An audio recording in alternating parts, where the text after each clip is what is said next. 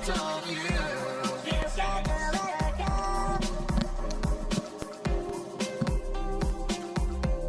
I'm hooked on you. You got to let her go.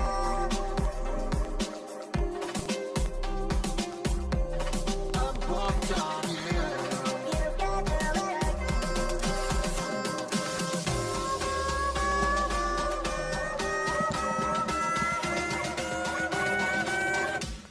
I'm hooked on you.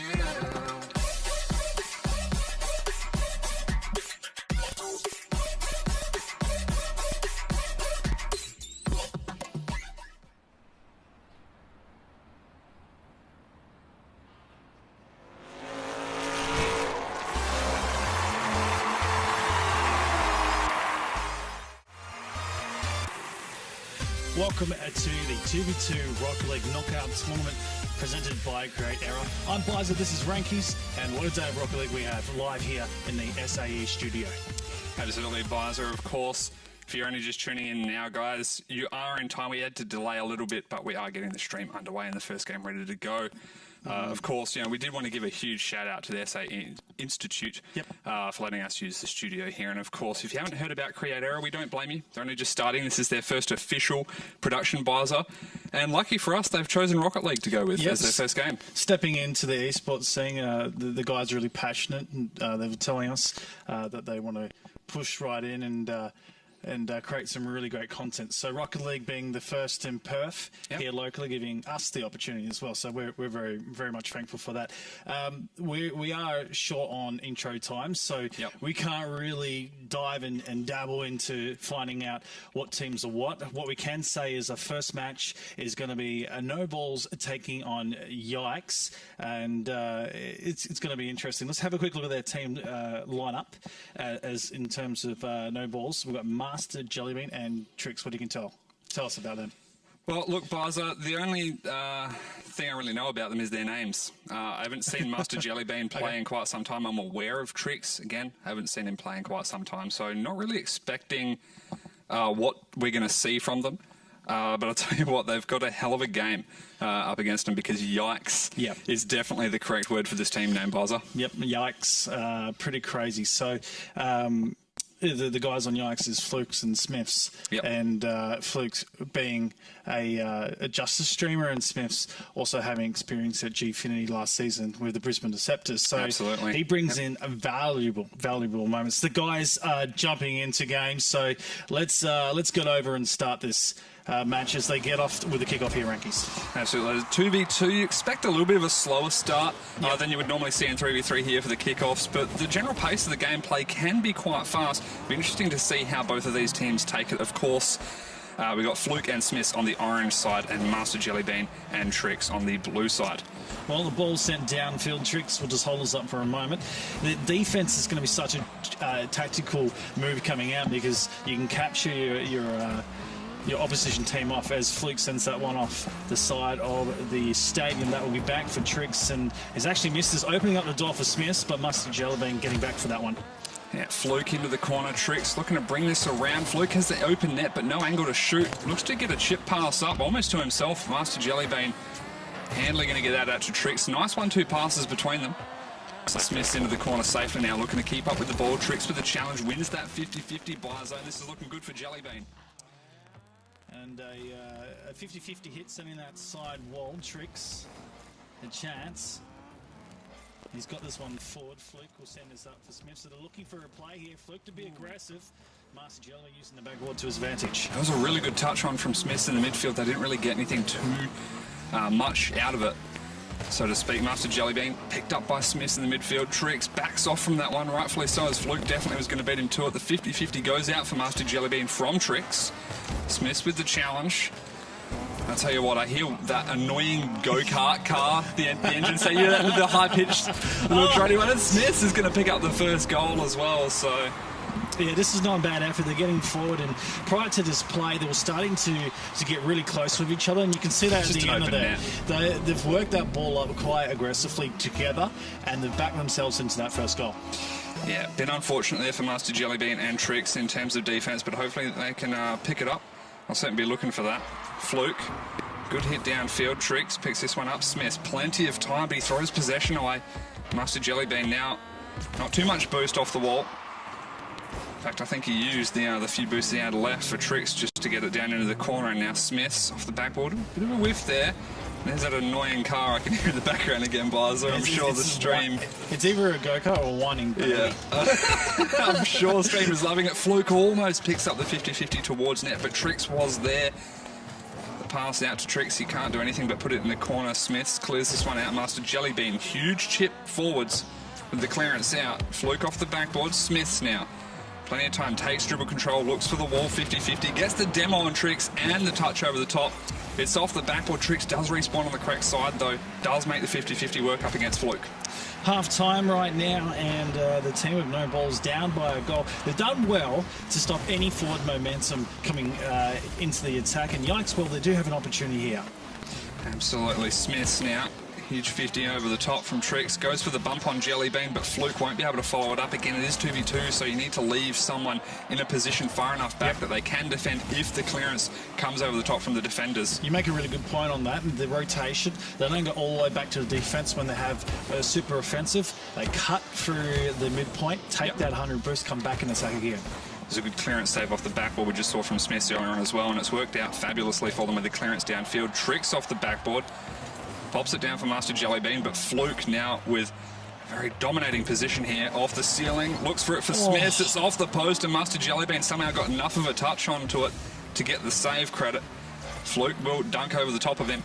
Smiths has time here. Tricks is completely out of position. He shoots the left post, and Smiths was just given all the time in the world for that one. And it's an absolute beauty because the angle where Smiths was going, it looked like it was potentially going to be a straight-on shot or heading to the right. And Tricks, well, he was facing the right way. Was he out of boost or did he just misread that situation? As much as I want to agree with you, because I'm a huge fan of Smith, that was a fantastic shot. Yep. All Smiths had to do there was just put it on target. Tricks was completely out of position. He gave him way too much room. And again. And another one.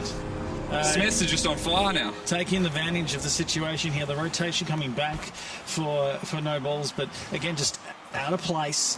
And the attack coming aggressively from Fluke as well. Smiths and Fluke, they've worked on that 2v2 game. Absolutely. Of course, 2 out of the 3 goals being assists for Fluke, and all 3 being scored by Smiths. Make that 4, maybe. Master Jellybean does get up. It could have been bar down and in. We'll never know now. Off the sidewall, Fluke has the boost, flips towards it, doesn't quite catch the bounce. He wanted to bounce that off the top of the car and then onto the ground for a huge clear up for Smiths. Master Jellybean looking for the backboard, doesn't quite get it, and Smiths, he's whiffed. It's an open net. Tricks hasn't given it the legs. No, Fluke does get back in time for the save. Tricks just needed that extra power. And now a minute remaining and they're 3 goals down, Buzzer, and in defence. They needed that goal, because there's a minute left, and they need to somehow get themselves on the scoreboard to give them some confidence into this game. Smiths now, doesn't quite get the flick pass up for Fluke. Tricks does get in the way. Fluke just plays it backwards.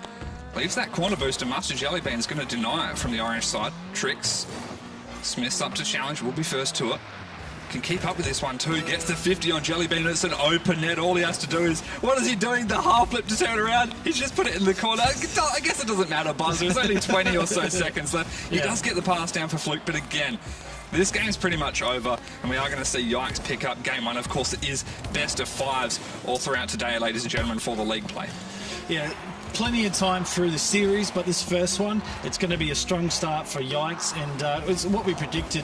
We're talking pre-match, we didn't talk a pre-game, but before the broadcast started, they are our number 1 seed practically. Yeah, that's our number 1 pick.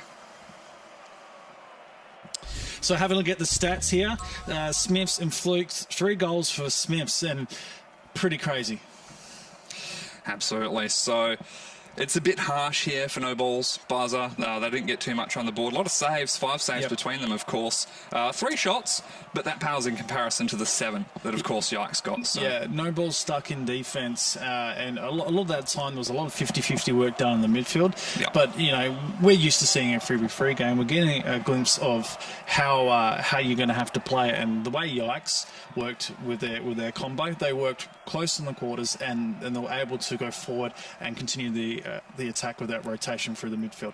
Absolutely. So I think what we saw, of course, not entirely, but Fluke was a little bit more present in defence, getting the clears forward, and then Smiths had, I believe, more 50-50s throughout the game in general, but the 50s that came from Fluke were more beneficial getting the ball forward for Smith to finish with the shot. As you can see, 2 assists out of the 3 goals that Smiths picked up. That's set up from Fluke setting into the backboard, giving Smiths not 1 but 2 opportunities against Tricks. Yep. Really set their team up to go. So the boys getting ready to go into the second game.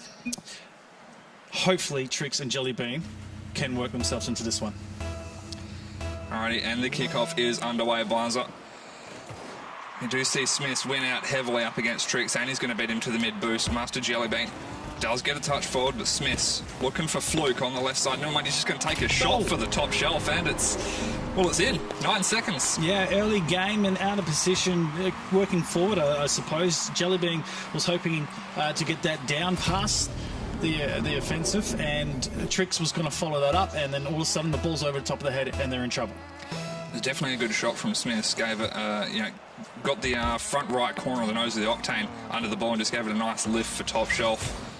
Very out of reach for the defenders. Smiths up against Tricks. Master Jellybean, he does pick up the shot. Fluke was just a little bit out of position here in defence. Yeah, again, another aggressive hit onto the sidewall. In fact, a pinch that catches Fluke off guard, and Master Jellybean, great reaction skills to turn that, get the 90 turn on the car and score accurately on goal.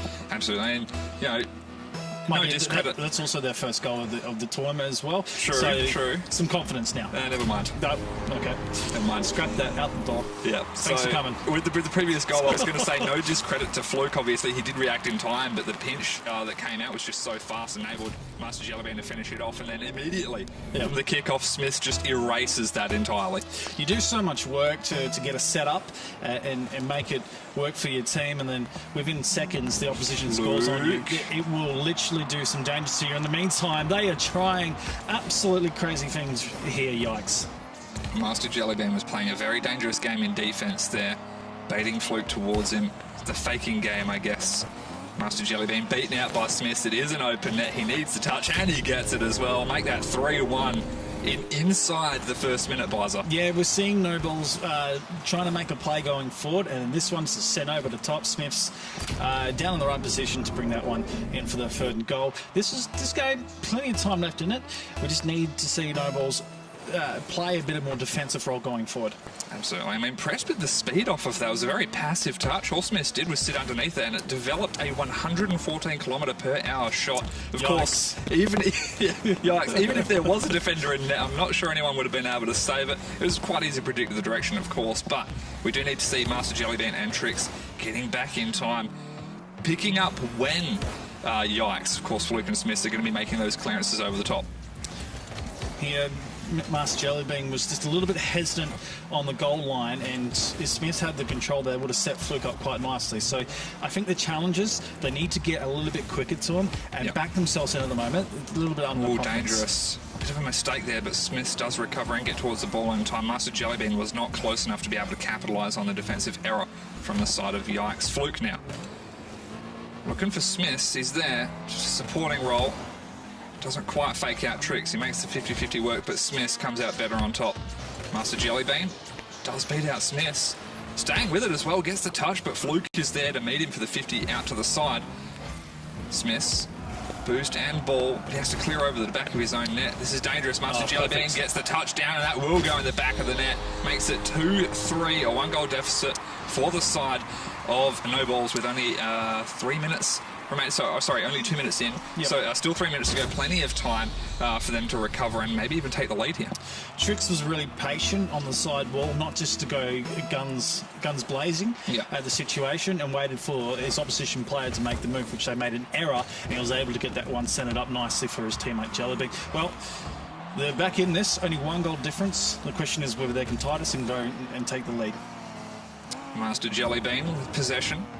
Tricks going for the bump. Master Jellybean doesn't get the ball, excuse me, on top of his car for the flick towards top shelf. You can see what he was going for, and now Smith is going to get the demo and the bump onto Jellybean. Fluke. Tricks is recovered in time in the corner with the respawn. And now no boost to work with, so just makes the 50 work. But Smith, very dominating position here. Forces the clearance off the backboard. Master Jellybean slightly out of position now, but he needs to get back into the challenge. This isn't too bad here for no balls, Barzo. I think they're doing pretty well, all things considered.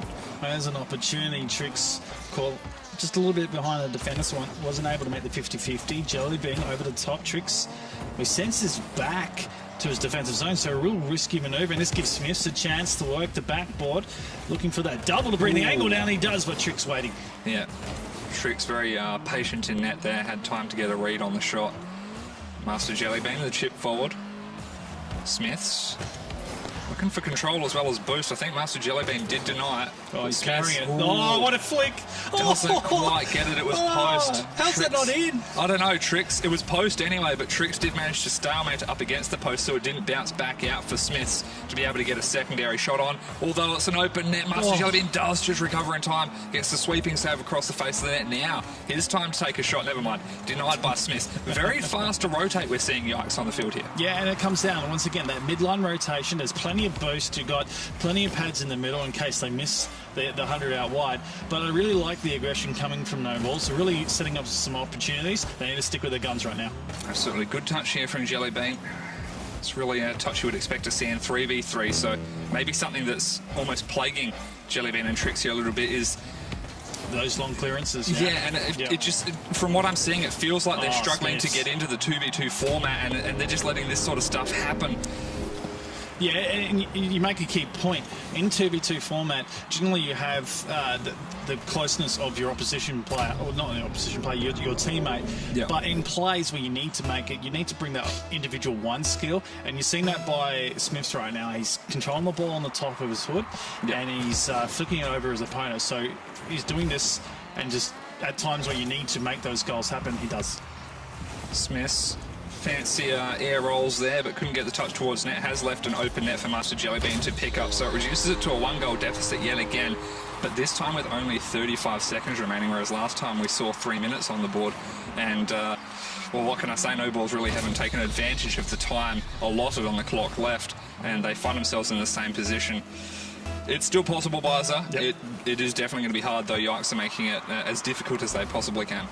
Communication is such a thing, and all these teams as well coming together to form teams within the last week. Yep. Practice and communication would be the hot topic of today, and to see how they're going. At that point, Fluke and Smith's both going forward for the ball. So let's hope they don't do it again, and this time it's gone down the other way to the corner. It's an open net, and Jellybean will come out and clear this. Here's a chance for them to work this forward and set up the last play. It is a cut-off here by Fluke, and Jellybean needs to turn on this. Allows Tricks to get into the hot spot, but Smiths, again, doing what he does best. He does get that save off the backboard very nicely, so Yikes picking up game 2. This time a lot closer than what we saw in game 1. So, no balls, able to bring this this game back, but Yep. not enough to be able to take it and get themselves on the series score. Yeah, although the one thing that is noteworthy here is this time, instead of seeing 7 shots to 3, we actually see 7 to 7 shots, so no ball's definitely proving Yep. excuse me, on the scoreboard that they are getting more involved in offense yet again. Defense still a little bit lacking. Hopefully they can just nail those rotations. It's very different in 2v2 compared to 3v3, as most people watching would already know. Smiths and Fluke also working quite aggressively going forward. A couple of mistakes in that, causing the ball to go over the top of the cars on rotation. Yep. Caught them out. Do you think that's something they need to work on game 3? I think so. That yeah, they just need to be aware of how Yikes are playing this. They're playing a very, I don't want to say bait and switch, because they are making plays down the field as well, but it still feels like a very 50-50 reliant game that Smiths and Fluke are playing right now. However, of course, last game we saw 2 of the goals from Smiths assisted. This time it was, that past game we saw only 1 assist. So Fluke wasn't involved in offense more. He was definitely more involved in defense in that last game. So again, they're still finding their groove here, it seems. Yikes. Well, game number 3, and it's all on the line here for the team of No Balls. Yikes, starting really strong in the first 2. They're on match point. Smiths, defensive touch away. Master Jellybean takes advantage of the loose ball, gets up in a offense. Fluke now, dangerous. gave Trix a lot of space to work with. Mustard Jellybean puts the shot straight towards an area that Smith is easily able to reach. Needed to shoot to the left post. Smith wasn't quite facing it well enough. Fluke won't be able to pick up the loose ball. Trix is too close to it. But now Fluke has to be careful. Trix almost found it over the top of him. Will get the defensive boost. Now the possession out. Looking for a touch around. Mustard Jellybean doesn't get it. Smith's temporary 1v1. Fluke is stealing the offense boost and then on the long rotation back, relying on Smith to win those balls. And he has. Open net. Smith does get the finish. Again, inside the first minute. Yep, they're working the defence out of position, and this is sort of been the issue that's plaguing no balls. They're getting too aggressive going forward. When the ball's over the top, there's no one back to save. Yeah, unfortunate stuff for no balls. Of course, you do prefer to get the first goal in the game. Obviously, it drastically increases the chance of you winning that particular game, but it doesn't look like they're having too much luck. Third game in a row, and of course, this is potentially the last game if Yikes win this. And they're off to a good start. 2 goals now from Smiths. Yeah, this is actually a nice 1-2 movement where Fluke gets the backboard work. And one thing I've also noticed with the team of Yikes, as they work up the field, they grab the boost pads out in the corner, so it doesn't allow the defence to grab anything there, so they have to go outside the line to grab more boost. Oh, that one's just going to drop in. Now, I'm going to take a look at Smith's perspective on this one because I really want to see how this happened. He picks up the mid boost, gets a big hit off the sidewall. I think that was the hit that went in, off the ceiling. Yeah, okay, it was just off the ceiling and that's it.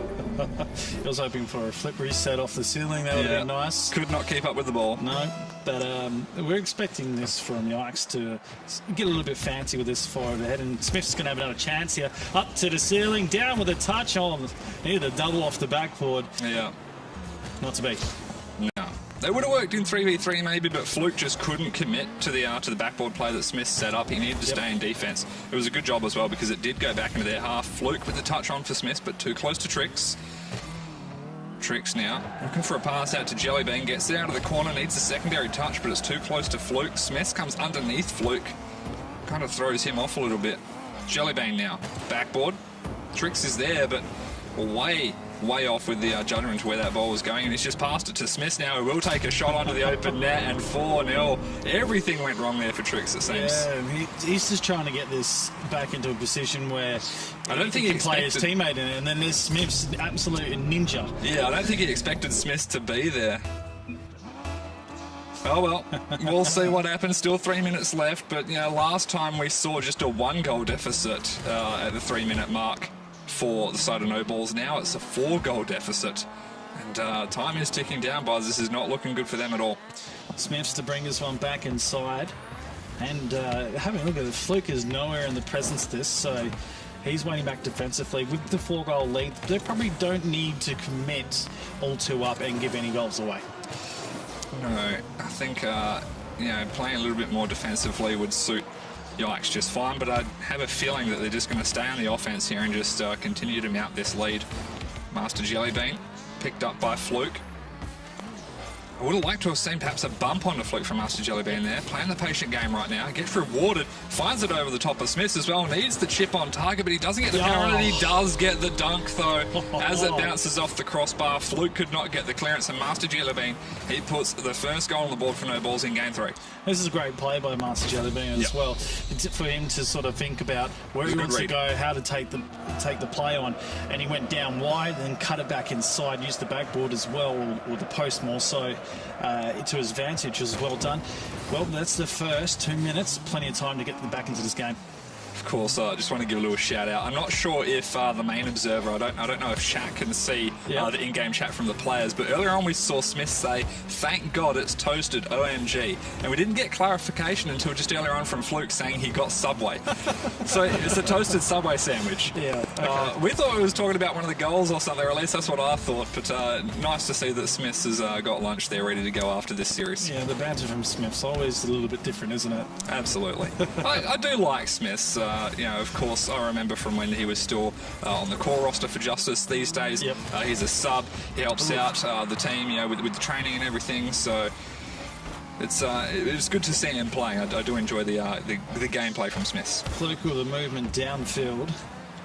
Master Jellybean sent to one. We're forced to follow up with a second. going to ask the question of Fluke to play a little bit of defence here, and he does collect it for the sidewall. Tricks, well, this is a little bit dangerous here where Yikes can take advantage. Master Jellybean playing the 50-50 correct. Yep. Fluke had a lot of time there. Excuse me. But Master Jellybean, as you said, did pick the right play there. Took his time in defence, picked the right time to challenge Fluke. Does ninja his way underneath Master Jellybean and get the clearance out, and Smith's staying forward. Tricks does respawn in time for the save. Just 45 seconds remaining. 3-goal deficit. Doesn't look likely that we're going to see this game brought back in time, Buzzer. They need to bring some pod plays in, and Master Jellybean getting an angle down here, but his teammate taken out. They need to put it all on the line. Got to go aggressive. Absolutely. We've seen miracles before. Can we see no balls pulled off here today? Fluke with the control off the sidewall. Had the angle to block Trix' play forward. Trix had to go for the wall. And it's not working out for him. As the seconds tick down, Trix flailing around the ball, desperately trying to get the clearance out. I think Master Jellybean did get a touch out there, but Smith's demoed Trix in the background, of course, so Master Jellybean had to go up on his own, couldn't find the shot. And right now we're just waiting for the ball to touch the ground, and it will be Yikes taking out a 3-0 victory in this series up against No Balls. Not the greatest start to the league play for them, Buzzer, and of course it is a very short league play, but hopefully this doesn't spell doom for them for the rest of the tournament, and they can continue to do really well moving forward and pick up the rest of their games. So obviously best of luck to No Balls for the future of the tournament. But of course we'll take a quick look at the stats of this game, Buzzer. Pretty damaging. Again, Smiths with 4 goals, 5 shots, so conversion is pretty up there. And you know, Fluke taking a little bit of a back step in this game, but playing the 50-50s in defence really a key thing. Absolutely. So you know, in game 1, it was more, you know, Fluke assisting Smith in the offensive side. This time, Fluke was still getting the clearances downfield, but the Game 2 and Game 3, it was definitely more Smiths being in offense and Fluke more in defense. This time, only 6 shots compared to 7 as last game. No Balls maintaining the 7 shots that they got in Game 2, but it just wasn't enough, and obviously less saves this time around as well. So No Balls, just a harsh series overall, but yeah, like we said, best of luck. Some positives for No Balls was they do work forward. They have some good attacks and the 1v1 plays in that. It was more the game 2 where they had that, but they lost it coming into the end of it. So some feedback for them to take that into the next round. Absolutely. Well, that's going to wrap us up for series number 1 here for the Knockout 2v2 tournament presented by Createrra. Of course, my name is Renkies. That's Barza. Stick around, guys. We're going to take a short break and we'll be right back with series 2 as soon as it's ready.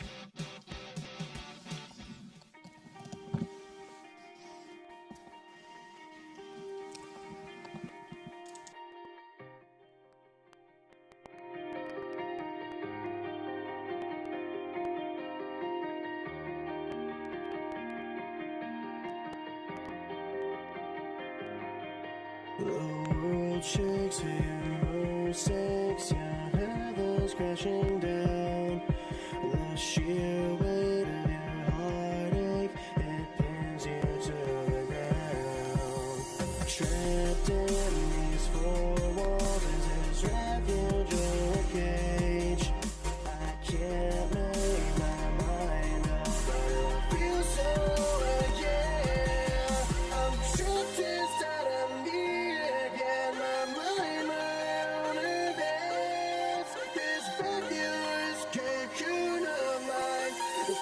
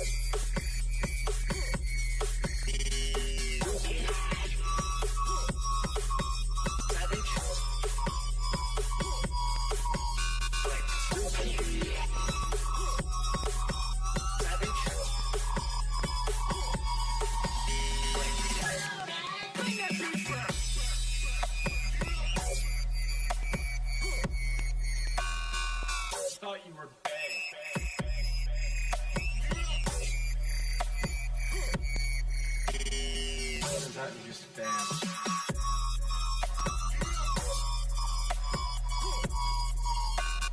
What's got to say about that, mate?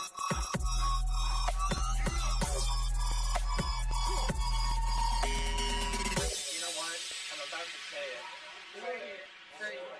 I don't care that you broke your elbow.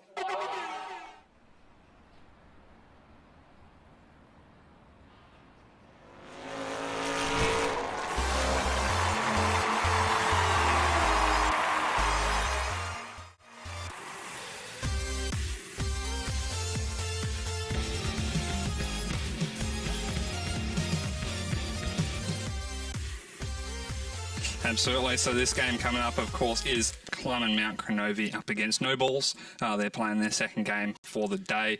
Clun and Mount Cronovi, this is going to be interesting though, Barzo. Yep. We did have the players somewhere, if I can find it. They're there. You got to click to the next tab, my friend. Alrighty, here we go. There we go. Clun and Mount Cronovi, we mentioned him before, is Soldier Girl and, of course, Brute X Magics. You mentioned that you've seen Soldier Girl before? Yeah, I've seen her at LAN play with Dribbles. That was an RF LAN here in Perth. So she does have some experience online and LAN, but I haven't seen much of Soldier Girl anywhere else. So I don't know if she's going to be rusty or not, but Brute X Magic is an unknown quantity to me, so I have next to no idea of what's going to happen out of this team, to be honest. All right, well, hopefully No Balls. They're not too down in the dumps after a 3-0 loss to the side of Yikes, and it was definitely a big Yikes. But of course, Fluke and Smith, we kind of expect to see that from them. Is that the story today? Yikes puns? Yeah, exactly. Yeah. Okay, well, we're going to get these guys into match, and we're going to start them. Master Jellybean Tricks on the blue side, and Soldier Girl and Brute Magic will be sitting on the orange side. Alrighty, Tricks. Huge kickoff win over the top of Brute. It's going to be Soldier Girl. Aerialing up for this one. Tricks. Master Jellybean just gets the ball forward, but Tricks, I expected him to go forward, drops back more into defense, allows Master Jellybean to play the 1v1 up against Brute X Magics. Played out for Soldier Girl now. Plays the outside edge, gets it around Tricks, but Tricks still staying with it, shadowing very nicely Bizer. And that's something we didn't see too much from neither Master Jellybean or Tricks in the previous series. Yeah, and it's a key factor with shadow play. When you've got a 1v1, you technically really have to play that well. So, a good start. Alrighty, now Brute. Soldier Girl just dropping back for this one. Brute getting in the corner, knows where the ball's going to be played. Doesn't get the 50 out to work very well for Soldier Girl, so she has to come all the way back in defense once again. Bumps Master Jellybean out of the way. Tricks up, aerialing for this one. Master Jellybean needs to get back in defense as Brute ready for the clear. So an interesting start to the game. Brute X Magic trying to get this one over the top of Master Jellybean, but he's able to make that save. Yeah, the flick shot almost working out. Tricks now on offense. Plays it out to Master Jellybean a little bit too far away as Brute X Magics does get the save. Wrapping around his Tricks. Brute does not find it through him. And Master Jellybean now out of the corner. Soldier Girl, high ball into the corner. Master Jellybean does touch the ceiling a little bit there with the clearance out. And possession now firmly in the grasp of Soldier Girl. Brute X Magic's in a great position here, but the midfield play just a little bit lacking for them, Buzzer. What I do like, though, and I agree with that point, what I do like is the fact that climbing Mount Cronovi, when they an attack's on their back line, they're able to clear wide of a dunk or a second play coming from the offensive line. So they're actually doing quite well on defense. They just need to bring that into the offense and see if they can score. Very close attempt we just saw there from Master Jellybean, and then does get back in defense to block Brute's shot, but Soldier Girl will finish it off on the loose ball. This is nice work down by Brute X Magic. Catches Jellybean off guard, and he's forced to play it back inside the corridor. And right there, the striker having a good time. I think what happened there was Master Jellybean just mistimed his side flip and just got a really weak clear straight towards Soldier Girl. So it feels bad, man. Definitely it feels bad, man. 3 minutes, a little under 3 minutes, in fact. And already firmly in offense once again. Brute, high ball onto the backboard, doesn't find it past Master Jellybean. Soldier Girl, too late to wrap around for that one, so back in defense, pops this high. Dangerous. Very dangerous, but no one going for it on the side of No Balls. Yeah, the pressure is certainly getting to both of these teams and trying to get the boost off the kickoff as well. It was not too long ago that happened, but they're working back around, and something's happening with Brute. I think he's gone to maybe wave dash before and then maybe get the touch, and that's what's unstuck him. Yeah, he's gone for a wave dash here to try and reach, but just a little bit too short. He's called on the whoops. I don't think he meant to do it. He was so close yet so far from a save on that one, Buzzer. Yeah, and wave dashes is really interesting. If you don't have refined that down to a fine art, yes, it gives you speed when you make it happen, but if you come off on the wrong side or press the wrong button down the wrong way, you lose a lot of speed. You lose and you turn the car, and that's what happened, and it's unfortunate. Yeah. Soldier Girl not able to maintain possession. Tricks with the great pop pass up for Master Jellybean to finish this one off. This is just a great play here from the side of No Balls. Yeah, this is going to be the trend of the day. The flick and using a backboard effectively defense are going to find that hard to save. Absolutely. It's a great pass up onto the backboard from Tricks and back in the kickoff position. 2-1 here. It's the lead for No Balls up against Clon and Mount Cronulla. Possibly the best team name in this tournament, Buzzer. I would agree with that, 100%. Tricks on the backboard here. Soldier Girl. I would like to have seen a pass back to Brute there. He was in a really good position, ready to take the shot. That was a good fake. Master Jellybean now just bails out of that one. So, again, no huge amount of pressure on No Balls here. Or never mind, the banger of a shot comes in. It might have been top bar, but regardless, Master Jellybean credited with the save as he pitches it off the backboard. Tricks now taking possession. Lines up the ball. The flick. Looking for the face. Just Brute to beat, but Brute, he played the patient game and it paid off. You could see that play coming very early. Yep. He just couldn't get the control, and Brute was like, okay, I'll wait for this to come closer and then make the 50-50 attack on it, and obviously worked for defense. Good handbrake turn in earlier on from Tricks to be able to get in position for the save, and he's already back in defense once again. Brute, nice bounce pass up across the top. Master Jellybean trying to half flip to get back there. Tricks is on the line, gets the save up. Needs his clearance out, but Brute Magics is right there looking for the pass out to Soldier Girl. Does get the touch. Almost a Doomsy dish. He's found it off the outside edge of the post. An absolute beauty of a shot. I had a feeling that this was going to come about sooner or later in this tournament, and he absolutely makes a crazy shot of that. That's beautiful stuff. Absolutely. It's been quite some time that I've seen a successful Doomsy dish. And you do love to see him there, Buzzer. It's been a long time. Yeah. 2v2. There's so much room on the field, you can do things like that. There we go, Tricks. Back to 2 apiece. 53 seconds remaining on the clock. Tricks almost flies over the top of Brute X Magics, but not quite. Pass out into the midfield by Soldier Girl. Tricks was a little bit close to it. Soldier Girl did make the 50 work, and now Brute pinching the corner for defense. This is dangerous. Soldier Girl back in defense. The shot put on to near post from Master Jellybean, but too close to the post. Soldier Girl trying to interrupt Master Jellybean. Does get this played forward. Grabs the offensive boost and denies No Balls. But less than 30 seconds now, and this game is very close so far, Buzzer. Yeah, potential overtime looming as well. Jellybean! Oh, what a save from Brute! Goodness! He got underneath it in time and somehow found the right position with the car. The shot, though. Brute, poor old guy. We'll take a look at his perspective. The effort coming before Rangies was unbelievable, but then the second from the attacking team, Master Jellybean back into the best position for striking that ball and take the lead at the most important time of the match. So what went wrong for Brute there? It's hard. You don't want to lose your momentum, but he would have been better off staying on the far post. As soon as he flipped across the face of his own net, Master Jellybean knew that he was going to be able to put that shot into the far post, and it is going to let it touch the ground, it seems, on 0 seconds, although they've kept it up.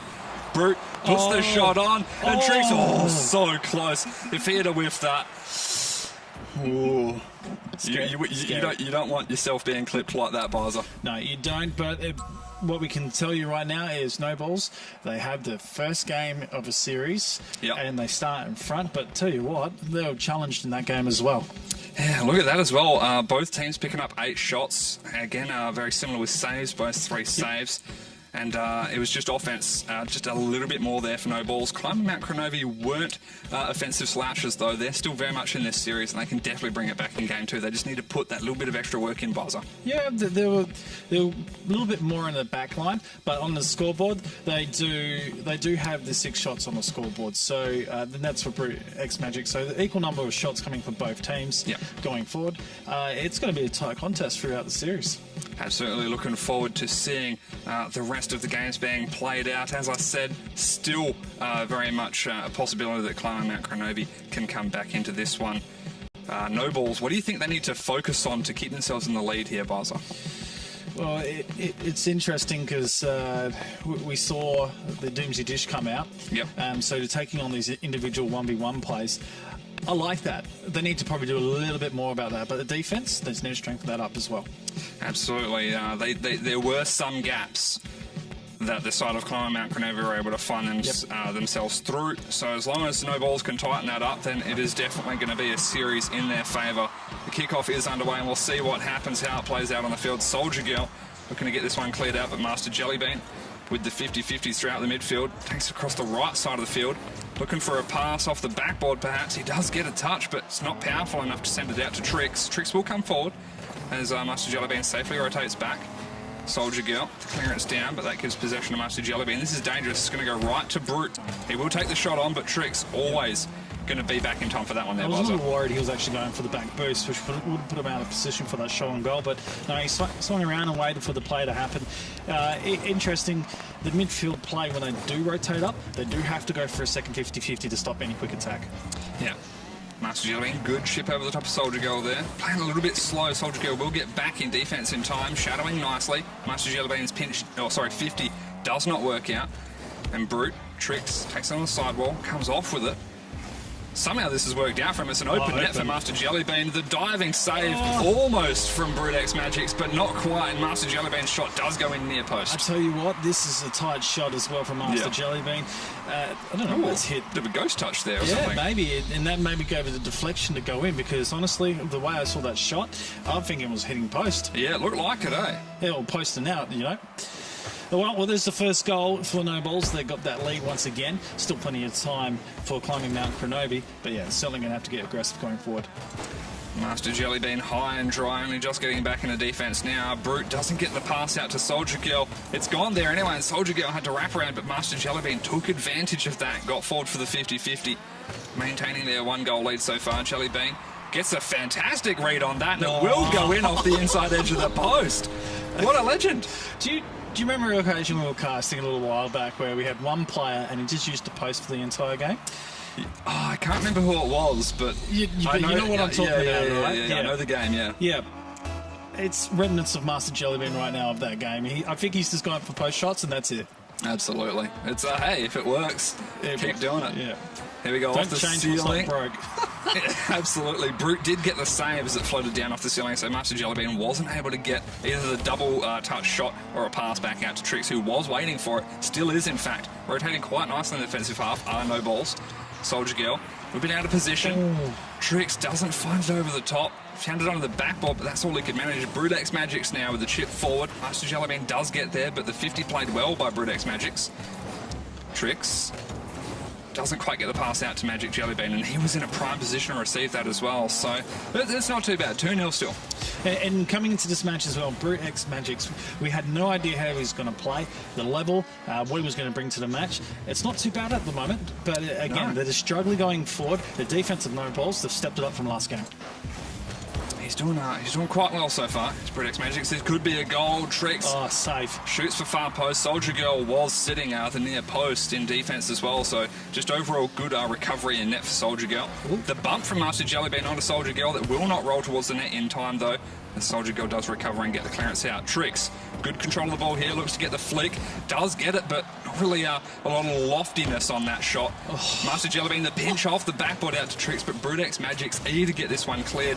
Little over 2 minutes remaining, they need this goal. It's a great touch up for Soldier Girl, but Master Jellybean will clear over the top. Brute X Magics, does he get back in time? He does. Recovery off the backboard. Taking his time. Somehow this might roll all the way. It's going to go in.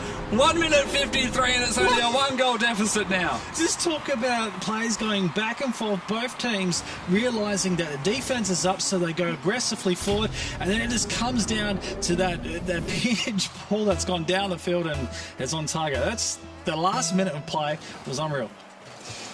Well. You don't expect a shot to go in like that, but hey, sometimes it happens and it is enjoyable to watch, Bizer. Risky play on both teams' behalf as well. The looping back, Trix was called out at one point, Brute X Magic was called out, so crazy stuff. And he's going to have a shot on, but he's sent wide. So close from Brute X Magics. He almost got the angle for that shot, just a little bit too far wide on that far post. He was looking for top right. Would have been a fantastic shot to bury in the back of the net. Even off the post. Trix now. Takes a shot on, easy enough for Brute X Magics to get the save on. Master Jellybean pops it into the corner, will jump out, but Soldier Girl, that's Brute X Magics, gets the clearance out. Now Soldier Girl with a pinch off the sidewall for Brute X Magics to follow up on Trix now. Clearance off the backboard, Master Jellybean. It's not quite an open net. Soldier Girl barely making that back in time buzzer. Yep, they just have the speed at the moment. What I'm really liking, though, is Trix' aggression on net. He's forcing defense to move straight away. There's nothing causing up the backboard, putting his other team out of place, so they're able to react and put plays into measure. Yeah, so far what we've seen from Soldier Girl is she is very fast to rotate. She knows exactly, or seems to know exactly how far forward she can go and turn around just at the last second to give herself barely enough time to make it back in defense, and that's all you need. We'll get the save out now, but just 35 seconds remaining, still the 1-goal deficit for Soldier Girl and Brute X Magics. I really want us to go to overtime. Yeah, you might be getting your wish, Bizer. Climber Mount Cronovi have just put in their second goal up against the side of No Balls with less than 30 seconds. In fact, 27 seconds left on the clock. Oh, this is nice. And we will see what happens on the next kickoff because it is a very close game. Well, crazy Rocket League at the moment, and these teams, you can't really split them apart the way they play. Brute X Magic, the unknown quantity for us. He's starting to pick this one up. He's lifted over the top defense, though. Second player will send this wide.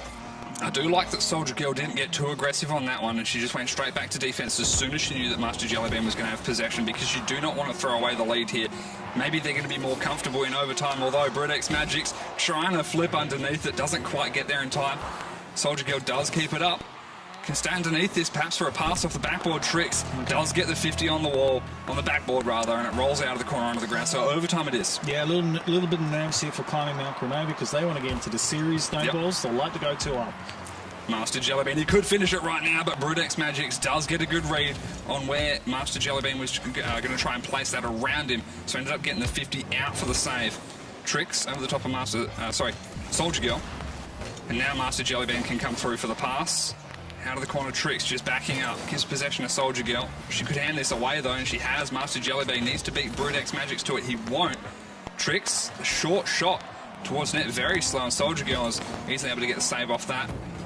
Now Soldier Girl flipping towards the ball. 50 from Master Jellybean. Trix is in position, as is Master Jellybean. They've both whiffed. No one's in net. Brute X Magics takes control, wants the flick towards net. He does get it, shoots for top shelf. The save, but it's a double commit, and Soldier Girl should bury this. Somehow Master Jellybean has recovered in time, and Trix, now it's an open net on the opposite end. He won't get there in time. He has no boost. What's going on? Soldier Girl has just punished him for the fact of having no boost as well. Minute deep into overtime, and that's 2 goal opportunities that have gone missing for both teams. Master Jellybean now looking for the backboard, and Brute X Magics does get the clearance out. Trix, he's whiffed as well. It's just a game of whiffs, it seems. I tell you what, Trix and Master Jellybean, their hearts would have been thumping furiously at that point when they double committed. As would have Climbing Mount Cronovi's.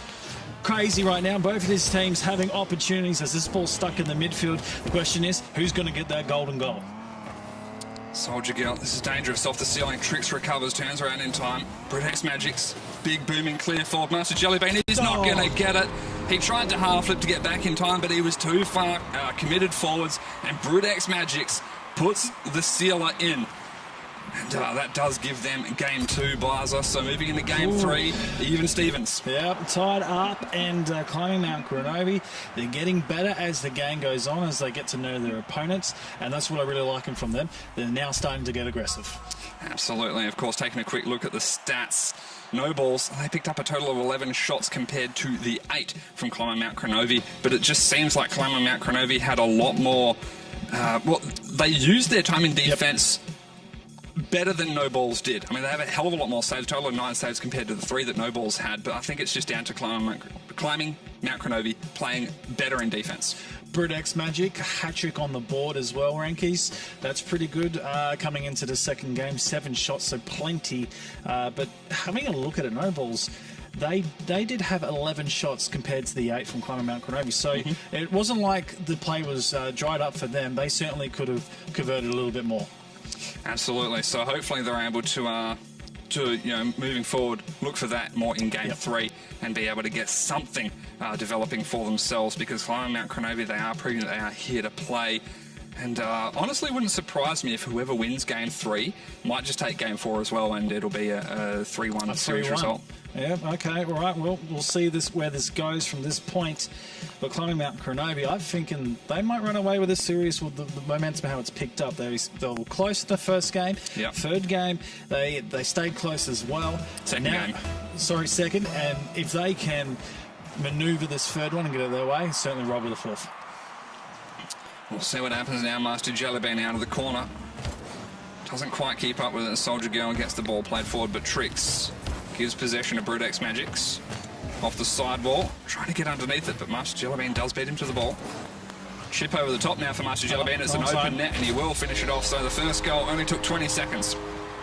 Let's have a look where this 50-50 happens. Soldier Girl, okay, we've seen that where they catch the ball, but it's a little too far past their car, so it just drops it dead and gives it back to the opposition. So she would have loved to hit that with the nose and take it slightly up the wall. Yeah, she's expressing her frustration there in the chat, calling out the great pass from herself. Not what she meant to do. Yep. But of course, mistakes happen, and we've already seen that Climbing Mount Cronovi are capable of recovering from the mistakes they've made and bringing something back. Master Jelly, how has he made the save off the side post? I did not think he was going to reach that at all. Well, I think the communication between the no balls players were, that ball's going high, don't worry about it, and then it just dropped. Well, luckily Master Jellybean was in a strong enough position to be able to reach it in time. Trix, will this go all the way? Yes, it will. Not what you want to see. The long shot from Trix, of course, if you're a no balls fan, or if you're Trix or Master Jellybean and his teammates, exactly what you want to see. Yep. But Climbing Mount Cronovi will not be happy about this. They don't want to be going down 2-0 in league play, no balls, so they definitely want to make a contestation of this match. On the point of Climbing Mount Cronovi, they were really aggressive game number 2. They're going aggressive again, but not making the 50-50 play. It's going to speed it up. That was a 3v3 play there from Trix and Master Jellybean. They need to get in that 2v2 mindset. Yep. They can't let that go because they almost conceded as a result of that. The pass across to Brudex Magics from Soldier Girl.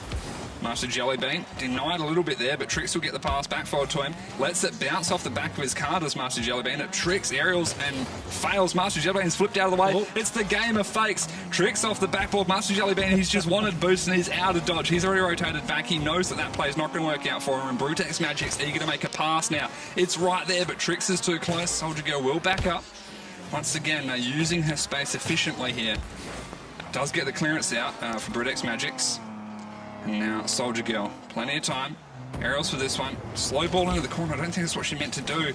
As Trix gets the ball forward, but Brutex Magic's over the top. Master Jellybean does get the save, and good rotations in defense to say for no balls there, Bowser. Yeah, going forward for the team of Climbing Mount Cronovi, they need to read that defensive line player a little better. Yeah. They set a ball to the goal, and then they go to try and attack a 50-50. Perhaps hold back and read where that ball's going to go to make a play for your teammate to strike on a second, third effort. Here we go, Master Jellybean, the 1v1. Gets it on top of the car, and then the flick towards the far post. Just a little bit of hesitation in the net, I think, from Brudex Magics here.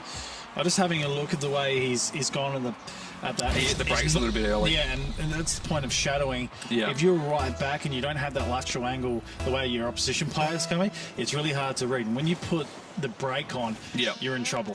Yeah, it was really difficult to see exactly what Brudex Magics did there in the actual shot itself, but in the replay, as soon as we both spotted that he'd put the brakes on, that's you can't do that. Of course, Master Jellybean knows that's his opportunity to take the shot.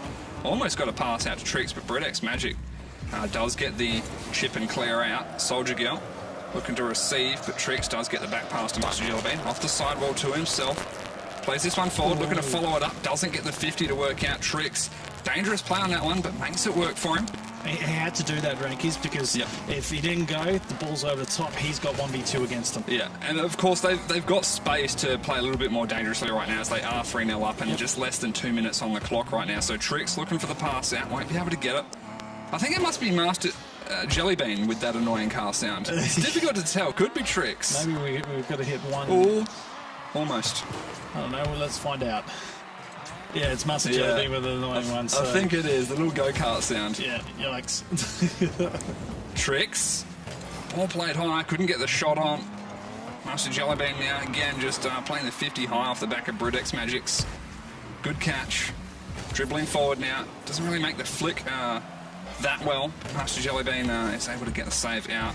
Soldier Girl. Oh, that's a Season 1 goal, Barza. How are they letting that one go in? Oh, it's a good read, and this is sort of what plagued Nobles in the last game, was waiting a little too late to make the save on the point. And when I just caught Trix on that, he was completely facing the other way and tried to handbrake around, which is a Season 1 no-no as well.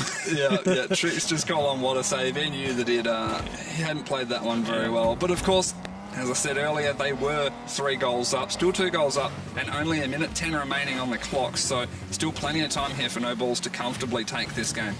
Yeah, Climbing Mount Grenoble certainly have the potential to bring this one back, and with an attack, they just need to make sure they're getting that second, third counters. Good 50 from Master Jellybean off the sidewall. Trix grabbing all the boost on his rotation forward. Denies Soldier Girl from the defensive boost. Master Jellybean, there's nothing there for him to deny, but see what happens. Brute. I would like to see a play, because that was really slow on the execution, right? Yeah. That was won by Brutex Magic, and if Soldier Girl went forward and took out the last defender, goal. So maybe they need to bring that in to open this game up. Absolutely. Get a little bit more aggressive as well. Brute downfield. You have to be careful with bumps and demos in 2v2 though as well. So It's make or break. absolutely. Trix just playing this one slowly, trying to use up as much of the clock as they can. Don't tell me this one goes in. Soldier Girl with the half flip out. This one's going back to far post. Soldier Girl in the back corner picks up the boost, and this game is done. There's no way they pick up 2 goals right now. Might see a 0-second goal. No, it's going to touch the ground here. So there we go, Barza. No Balls. They pick up game 2. Oh, game 3, sorry. I've got you confused now. Yeah. No, really interesting to see how No Balls are working us into the match. Now they've got this one. Yep. A match point, they certainly can run this and make it 1-1 in league play. So the question is, Climb Mount Grenoble, can they come back in this? Well, I certainly hope so, because I would like to see this team name more and more in the league play. It's definitely got to be the best team name in the game. Obviously, the shot differential really paying off here for No Balls. 10 shots to 5 from the side of Climbing Mount Grenoble. Before, was it 12, 11? I think it was 11. It was 11 shots climbing Mount Grenoble, and now they've got 5. Yeah. So a significant decrease. Yeah. And I think last game, No Balls had something like, was it 8? Yeah. Or something like that. So No Balls just upping their game in offense this time around, and then Climbing Mount Grenoble just a little bit lackluster in defense this time around. Hopefully they can clean that up as we move into game 4. I would like I said, during that match, if they can get that aggression, because I see Brutex Magic doing really well winning those 1v1 contests. If he can go forward and make those plays happen, there's certain to bring this game back and go to a 5th, but they also need to probably, like I said, break or make, risk the biscuit. I don't know how many puns I want to fit in, but get those demos and bumps into play, and they got a chance. Absolutely. So this time around, look to see Soldier Girl picking up the rotations once again, like we saw in game 2, where she was riding that danger line, just getting back in time. What we just saw in game 3, didn't see that so much. No. It was a little bit less that time around for Soldier Girl. So hopefully game 4 they pick it up, and that's going to be a banger into the top shelf. What a pass from Brutex Magics, though. Yeah, and you can see Trix out of position here. He tries to get back and make a contest, but Brutex Magic has the height and already there with the placement, beautiful. And I'll tell you what, Soldier Girl, great shot on goal. That's as clean as you'll see it. Absolutely. 107 kilometres per hour. Not the fastest we've seen. I believe it was 114 or 115. Clean. Oh, definitely clean. Straight into that top shelf. There we go. We could see another one. We will. No. Master Jellybean's shot off of the ceiling. Brutex Magic's calling sorry and saying, wow, he can't believe he misread this? He has. Oh, and he's off the back. Yeah. That's okay. It's unfortunate.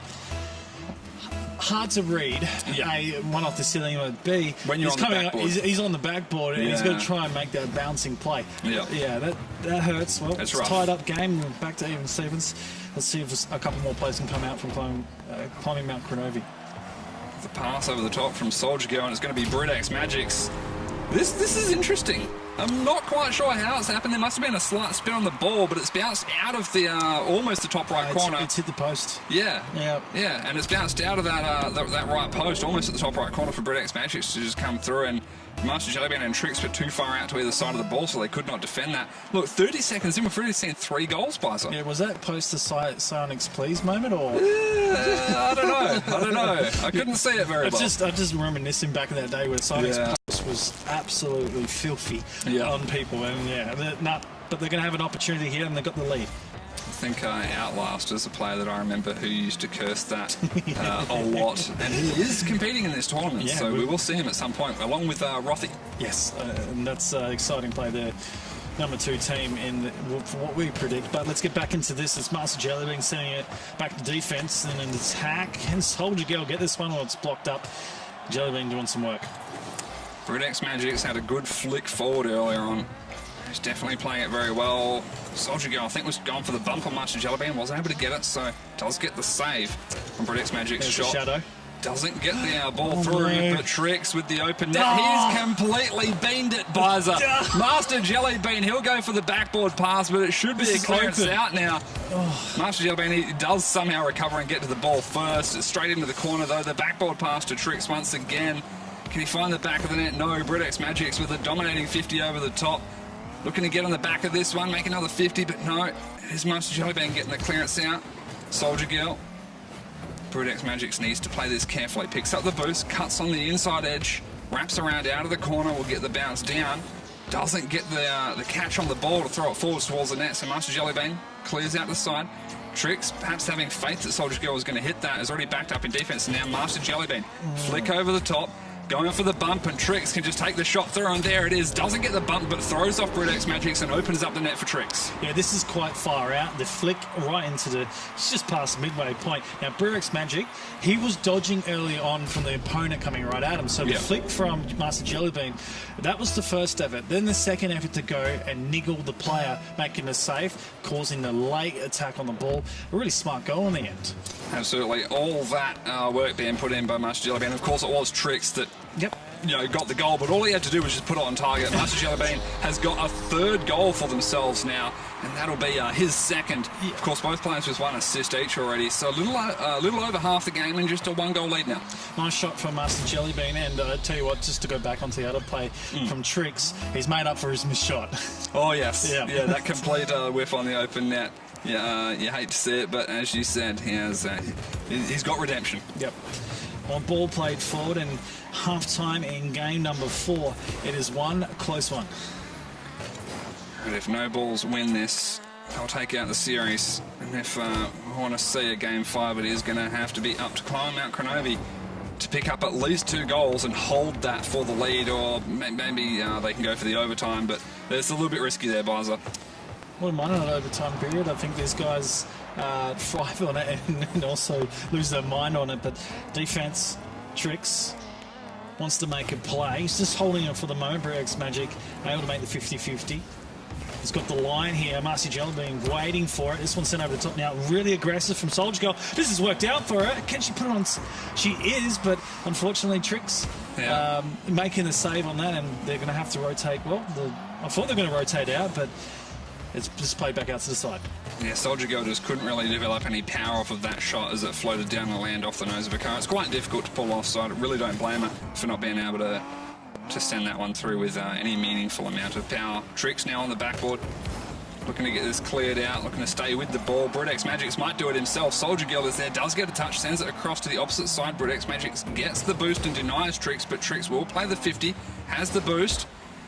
Rotates forward. Master Jellybean needs the big boom in clear, which he has. It's also going to work out as a shot on. Forces Bridex Magics up to get the clearance out to the side. It's gone to himself as well. No challenge onto him just yet as he's downfield. Gets the boost. Doesn't make the 50 work, though. Perhaps should have prioritised the boost. The ball there more than the boost buzzer. Tricks I think he's just made a mistake coming off the wall there. Definitely Probably has. wanted to hit the ceiling, and the ball didn't have the momentum. So this one's sent back to the defensive end. Soldier Girl putting into the corner. This is a great attack, and a shot coming from Brute X Magic. He is on top of his shooting game right now. It's a complete open net, though. Soldier Girl gets the touch into the corner, and Brutex Magic's only just finding the corner there, cutting it very close. That's what I was trying to say. He Yeah. went as quickly as possible, so no interruption could come from an opposition player, and he was forced to make an extreme angle to get that one in. And it's left him 43 seconds off of the kickoff, but time is ticking down. Don't tell me they concede. Master Jellybean has just erased that goal from Brutex Magic by putting in a really nice shot off the top bar here. Well, he's erased it from existence, Rankies. That's what he's done. Absolute mental double. And to get that one, taking the lead, 37 seconds. Do we see the fight back here from climbing Mount Cronovi? It's going to be tough. Soldier Girl looking forward for the backboard, but Trix defending well. Doesn't have much boost to work with. Soldier Girl, the pass out of Brutex Magic, but he's a little bit too close. Perhaps communication going wrong for them there. Master Jellybean dumping it down for Trix. It's almost an open net. The bounce over the top of Brutex Magic's, and the demo from Soldier Girl onto Master Jellybean means that he can't recover for the secondary shot. Trix, the shadow has gone horribly wrong. Brutex Magic's won't find it past Master Jellybean. It was a little bit wide of the left post as well. The dribble working out for Master Jellybean as it just plays right out to Trix. Now he's looking to dump it on the ground. The final pass attempt from Soldier Girl. It's not enough. Brutex Magic did get the shot on, but there was not enough lift on the shot to send it into the back of the net, and no balls. They take out game 4, and that means they have just won the series buzzer, of course. So I guess a quick look at the stats here, and we'll talk a bit more about the series. Well, on the note you said before in game number 2, whoever takes game number 3 will run away with it at this point. No balls, they did exactly what you said, Rankies. So really good effort by these guys to consolidate the first round loss and bring a win out of this one. Yeah, well, I mean, all 4 games were quite close here. So definitely an interesting series that we've just witnessed. Hopefully, Climb Mount Cronovi, they can have like a recovery like No Balls have. They lost their first series, but they come back to win this one. Hopefully, Climb Mount Cronovi can do the same in their next series that they play. Stats-wise, you're talking about Mount Cronovi had more shots on goal in that game, 10-7 No Balls. So just more accurate on conversion rate for No Balls there. Absolutely. I don't think there's much else to discuss about the series there, Bizer, so we'll go to wrap it up. All right, well, we're going to take a quick break, and we'll be back with our 3rd series of the day. Only 2 more left, so I'm Bizer, that's Rankus, and we'll see you right after this.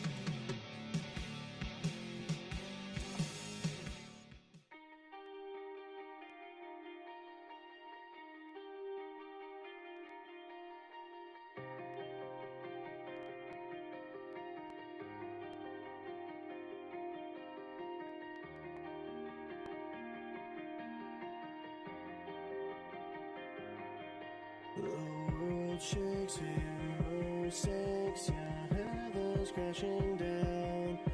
The sheer weight of your heartache, it pins you to the ground. Trapped in these 4 walls, is this refuge or a cage? I can't make my mind up, but I feel so yeah. I'm trapped inside of me again. I'm running my own events. This fabulous cocoon of mine is pointless to resist.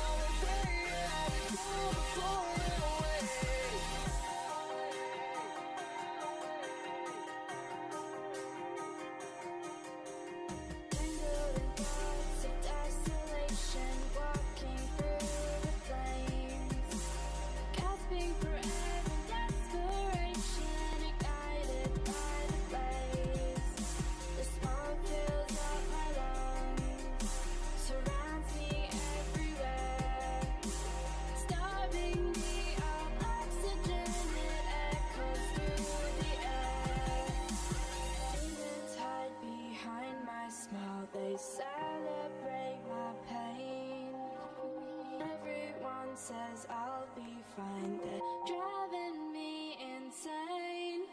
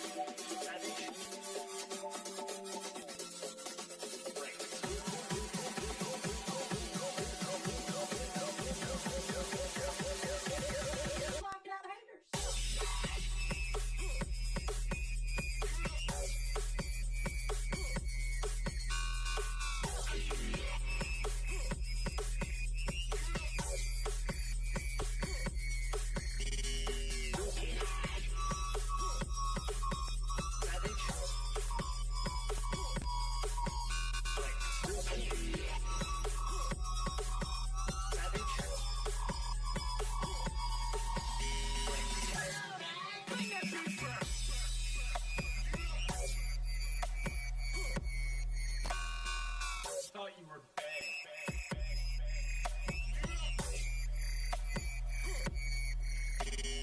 Turns out you're just a fan.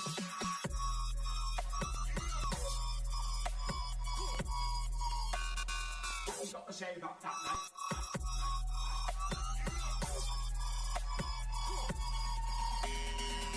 You know what? I'm about to say it. Say it. I don't care that you broke your elbow.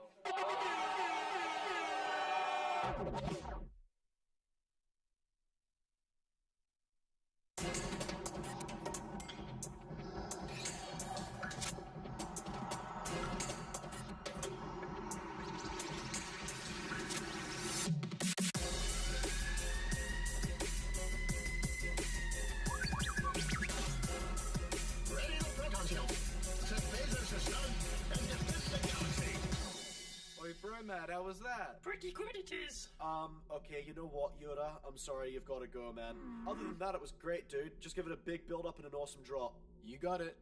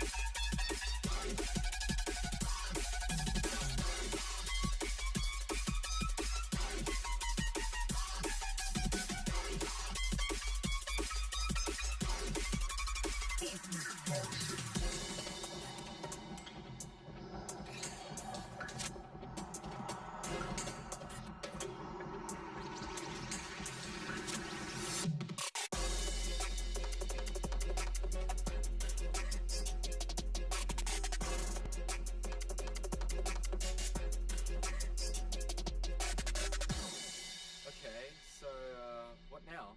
Well, I think that we... Drum leads to bass. Why are you still... Bass leads to wubs. Yoda, why? Wubs Why are you... leads to rinsing.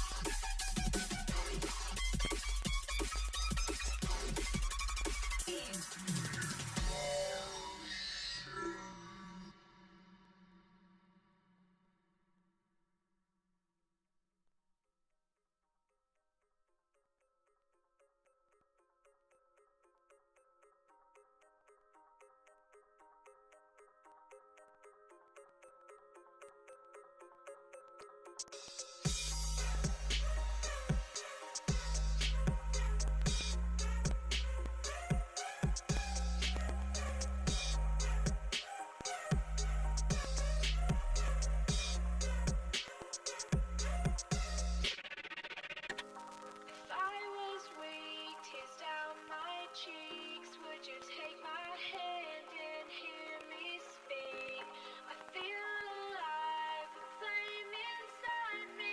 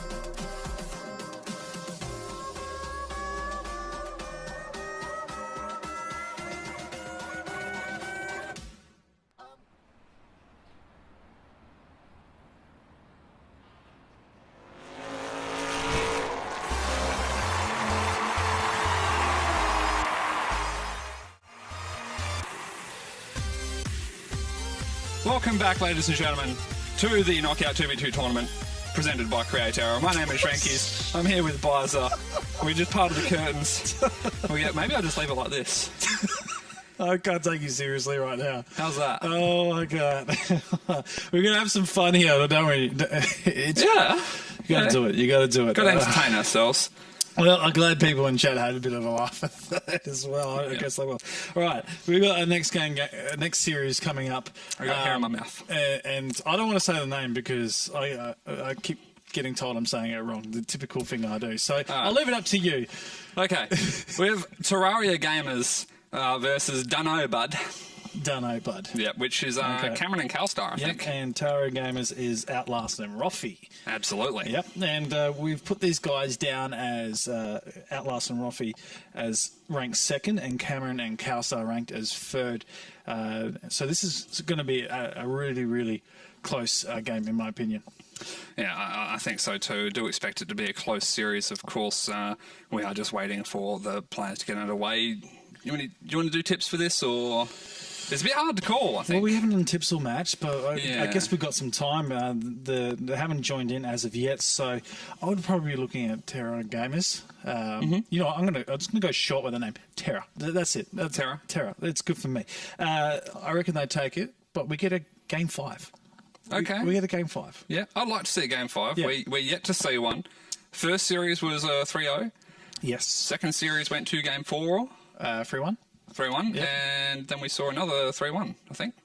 No, this is our third game. Oh, yeah, this is the third game. So You are way ahead of everyone today. You reckon... Were we seeing a trend here? 3 games, 4 games, 5 games? Yeah, I reckon we possibly could. So Yeah? let's get into this game. Terra Gamers taking on Dunno Bud as the first kickoff. Calstar and Outlast go at it, and well, already some aggression and pace. An open goal. Cameron will finish it off, and this is a beautiful pass by Calstar. Absolutely crazy the way they work this. Just have a look at it.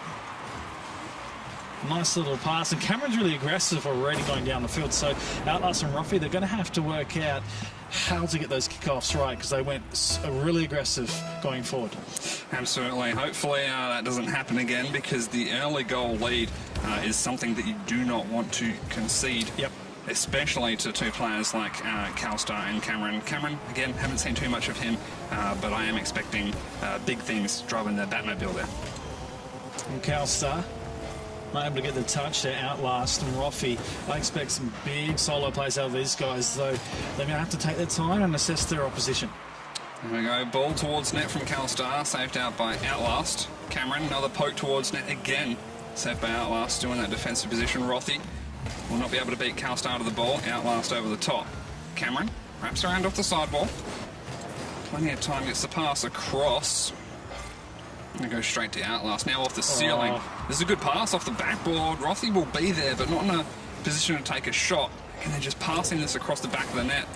Roffy almost found that buzzer. Yeah, the ball, though, gone a little too far, and if he got the touch, it would have probably been post and awkward angle out. But noticeably to see how much pressure they're able to get on their opposition right now. They're holding in. I haven't seen it come out for the guys of Dunno Bud in the last minute and a half.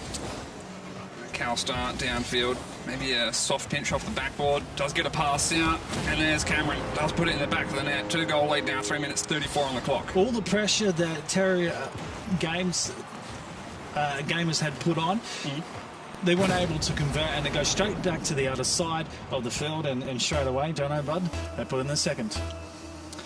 Oh, here we go. Terraria Gamers Outlast on the kickoff. Roffy not cheating up as far as Calstar, so we will see Dunno Bud come off better from that one. And this 2 goal lead, looking really nice for them to get a 3 goal lead. Roffy needs this save out. Cameron over the top, will be 3 goals to 0. 3 minutes 21 remaining, so the goals just stacking up quite fast here, Bob. Yeah, there was a challenge by Calstar on Outlast at the backboard, and so that just deflected the ball to drop and down. It was like a drop down ball in the hot spot. Give an easy shot for Cameron. What I'm liking to see from Calstar and Cameron as well, they're playing close, they're playing with each other quite effectively. Certainly now. Roffy not quite going to find anything off the backboard there as Calstar does beat him to it. Cameron, the short ball off the sidewall to Calstar, and Outlast on the rotation back. Doesn't catch the ball. Roffy, short pass in defence for him. Outlast Not able to quite keep up. CalStar was a good demo onto Rothy, but doesn't stop Outlast from getting aggressive and forward. Cameron, the touch off the backboard. Now Rothy, bit of a whiff there. The recovery from Outlast with the demo and picks up the ball possession, looking to loop over the top of Cameron. Gets the control, tries to fake him out, but Cameron stays low. Now the pinch pass across, but we won't see CalStar there again. Pressure is not on them. 2 minutes 40 remaining and still 3-goal lead. CalStar on the moment here for Cameron. Now Cameron's gone aggressive. He's Well trying to played take by out the Outlast. goalie. And Outlast has been clever enough to manoeuvre his car away from the danger and gets his ball cleared. Yeah, he played that. Well, he handled that very well. Dodged the demo attempt, recovered very fast, got the save. Now the flick over the top from Outlast towards net. CalStar just jumping up for the save there as Cameron came back across, and now Cameron can get the clear forward as it's played off the sidewall. Rothy to Outlast, doesn't quite catch, a little bit too slow, milliseconds in that one, Bizer, and now Outlast will get the tip across over the top. Cameron does get a save out, but the recovery shot from Rothy bangs that one in to top shelf, and the save there beamed by Cameron. I think he was trying to lift it more, so it was a bit of a high clear off the backboard, but instead just ended up really soft. Yeah, it's a really tough shot to save as well because obviously. it was gone on target. If he didn't actually make the save, it would have been scored against. So he had to play some type of angle. Unfortunately, he went straight back to the second attacker coming from the team. An aggressive plays again from Terra Games. Outlast with the dribble broken down by Cameron. Outlast still on the ball. Won't be able to wrap around on that one to send it to the back of the net. Rothy, it's a pass out of the corner, straight to CalStar now. Outlast, handbrake turns around, interrupted was CalStar by Rothy, allows Outlast to get the dribble towards the net. He's got it indeed, Barzo. Good play from Outlast. Yeah, he just had this speed here coming off the wall. I think he wave dashed down here. No, he just drove straight down. Okay, we had the speed. Cameron's out of place. We saw it in the last series with the shadow that comes. You're not going back parallel, but he's trying to come lateral. Yep. And he puts the brake on again. And although he's covering 80% of the goal, he doesn't have that edge. And that's where the goal was scored. So nicely done by Outlast. Yeah, and you can see how Outlast tried to stick to that right side of the ball, jumped up and just angled the nose to give himself the opportunity, if he needed to flip into it, just to be able to pinch it off the far post into the back of the net. Didn't end up being required, and they almost found themselves a third goal to tie things up, again off the back of Outlast. He's back in defence now. I do not think that boost spawned for him. Has spawned now. Gets it over the top of the camera. And Outlast doesn't need the boost. Gets a wave dash, but isn't able to keep up with it in time. CalStar, although being out by Rothy now. Yep. Over the top from Cameron. Rothy does get that boost. Outlast. Patient game in the corner here, Barza. Less than a minute and just the 1-goal deficit. Outlast looking to make the play forward. Does get the flick, but it's not onto net. Outlast the pass off the backboard. CalStar staying with it. Off the backboard now, Rothy cuts inside edge, but CalStar wise to that one, Bizer, and now Cameron down the field. Some really good mechanics coming out from both teams, noticeably from CalStar playing defensive, getting back and just turning that ball away to the corner, not giving any quick attack on this or a second chance at goal. Almost from CalStar connecting with the touch over the top for that one, the backflip. This one pinched out from Cameron, now Outlast on the opposite end of it. Keeps it away from CalStar, staying underneath it, does get the boost, gets a pass off the backboard. Rothy's there, and Cameron, he's completely whiffed on that one. I want to take a look at his perspective, actually. Not quite sure what happened here, if this was a half flip or... He's tried to half flip, and that, of course, gives Rothy the opportunity just to shoot, like wrong foot him. Yeah, he's out of position as well. He's too close to the corner of the goal. It was an awkward position. If you want to be defensive and cover majority, you want to be playing the post more so with a tiny bit of speed. The other thing is, Outlast wave dashed into the corner, gained his speed, and holy mollies, this is why I should waffle on. Have a look at this. Cameron, just simple as that. As it floats down, he just sends it towards top shelf. So all that work that Outlast and Rothy put in, with just 2 seconds left, CalStar and Cameron have just brought it right back. Don't know, bud. Don't know what to say about that, bud. And can they keep this up? Rothy's aggressive, got that 100.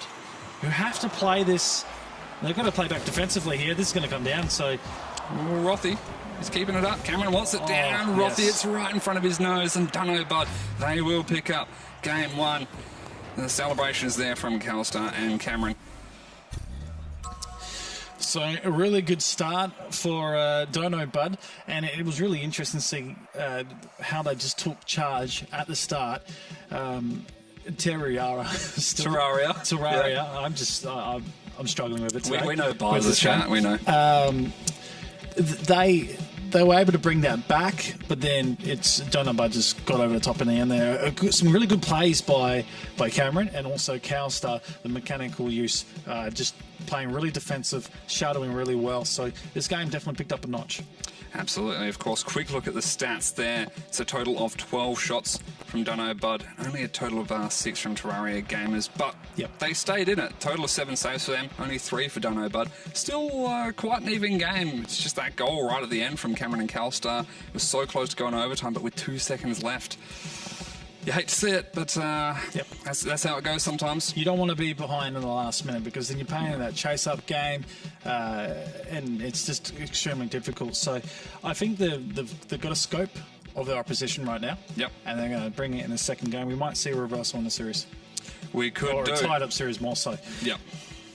Alrighty, Terraria Gamers looking to bring this one back, heading into game 2. Definitely going to be interesting. As the kickoff, looks like it's going to be Rothy going up against Cameron. Calstar off the sidewall, it's gone straight back to him. It was a good kickoff there from Cameron, working that one backwards for Calstar. Cameron towards net, but Outlast with a save. Time here for Outlast in the corner, fresh on boost as well. Plays over the top of Calstar and gets the pop over Cameron. Rothy just needs to put it in the net. And there it is, the first goal to the side of Rothy and Outlast.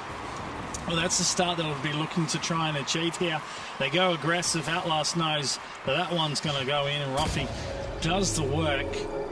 Calstar and Cameron, good start to the series, but you don't want to be doing that in the opening minute. No, not exactly. But we'll see. They're definitely capable of bringing it back. So obviously not the start they would have liked. However, Rothy over the top. Outlast, taking on the sidewall. Eager to make it 2-0 very early on. Calstar, this is going to go straight out to Rothy.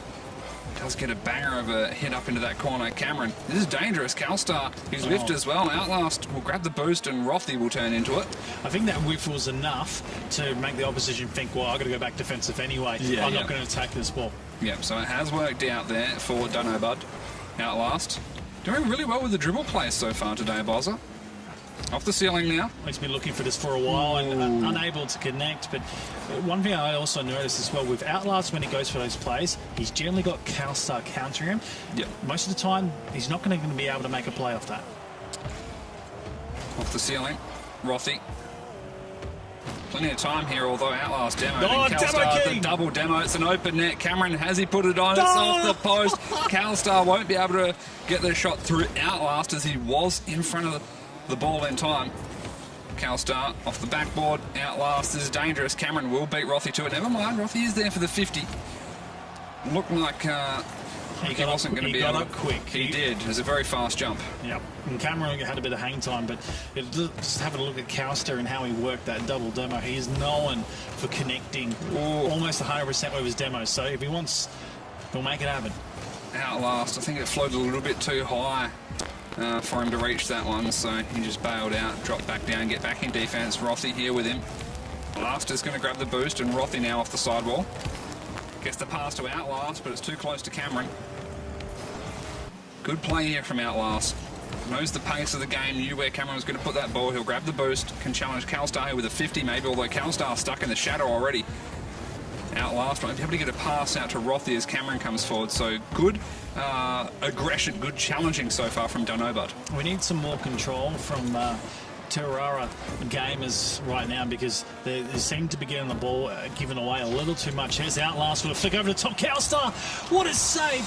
He brings it in to the crossbar, denying the goal. An absolute ripper. Very important for Cameron to stay grounded there, have faith that Calstar was going to get it, as it was Cameron that Calstar was relying on to get that one cleared out of the half after he'd made the save. Very close attempts from Outlast and Rothy. They're going to need to do a little bit more. Just a little over 2 minutes. We're almost counting down to it, and Rothy with the play forward. Gets this one not quite towards backboard. Does get the demo on Cameron, but after Cameron got the clear. So now Outlast taking the dribble control. I do like this short flick over the top of Kelstar and then over the top of Cameron. It's off the backboard. Rothy just needs the shot.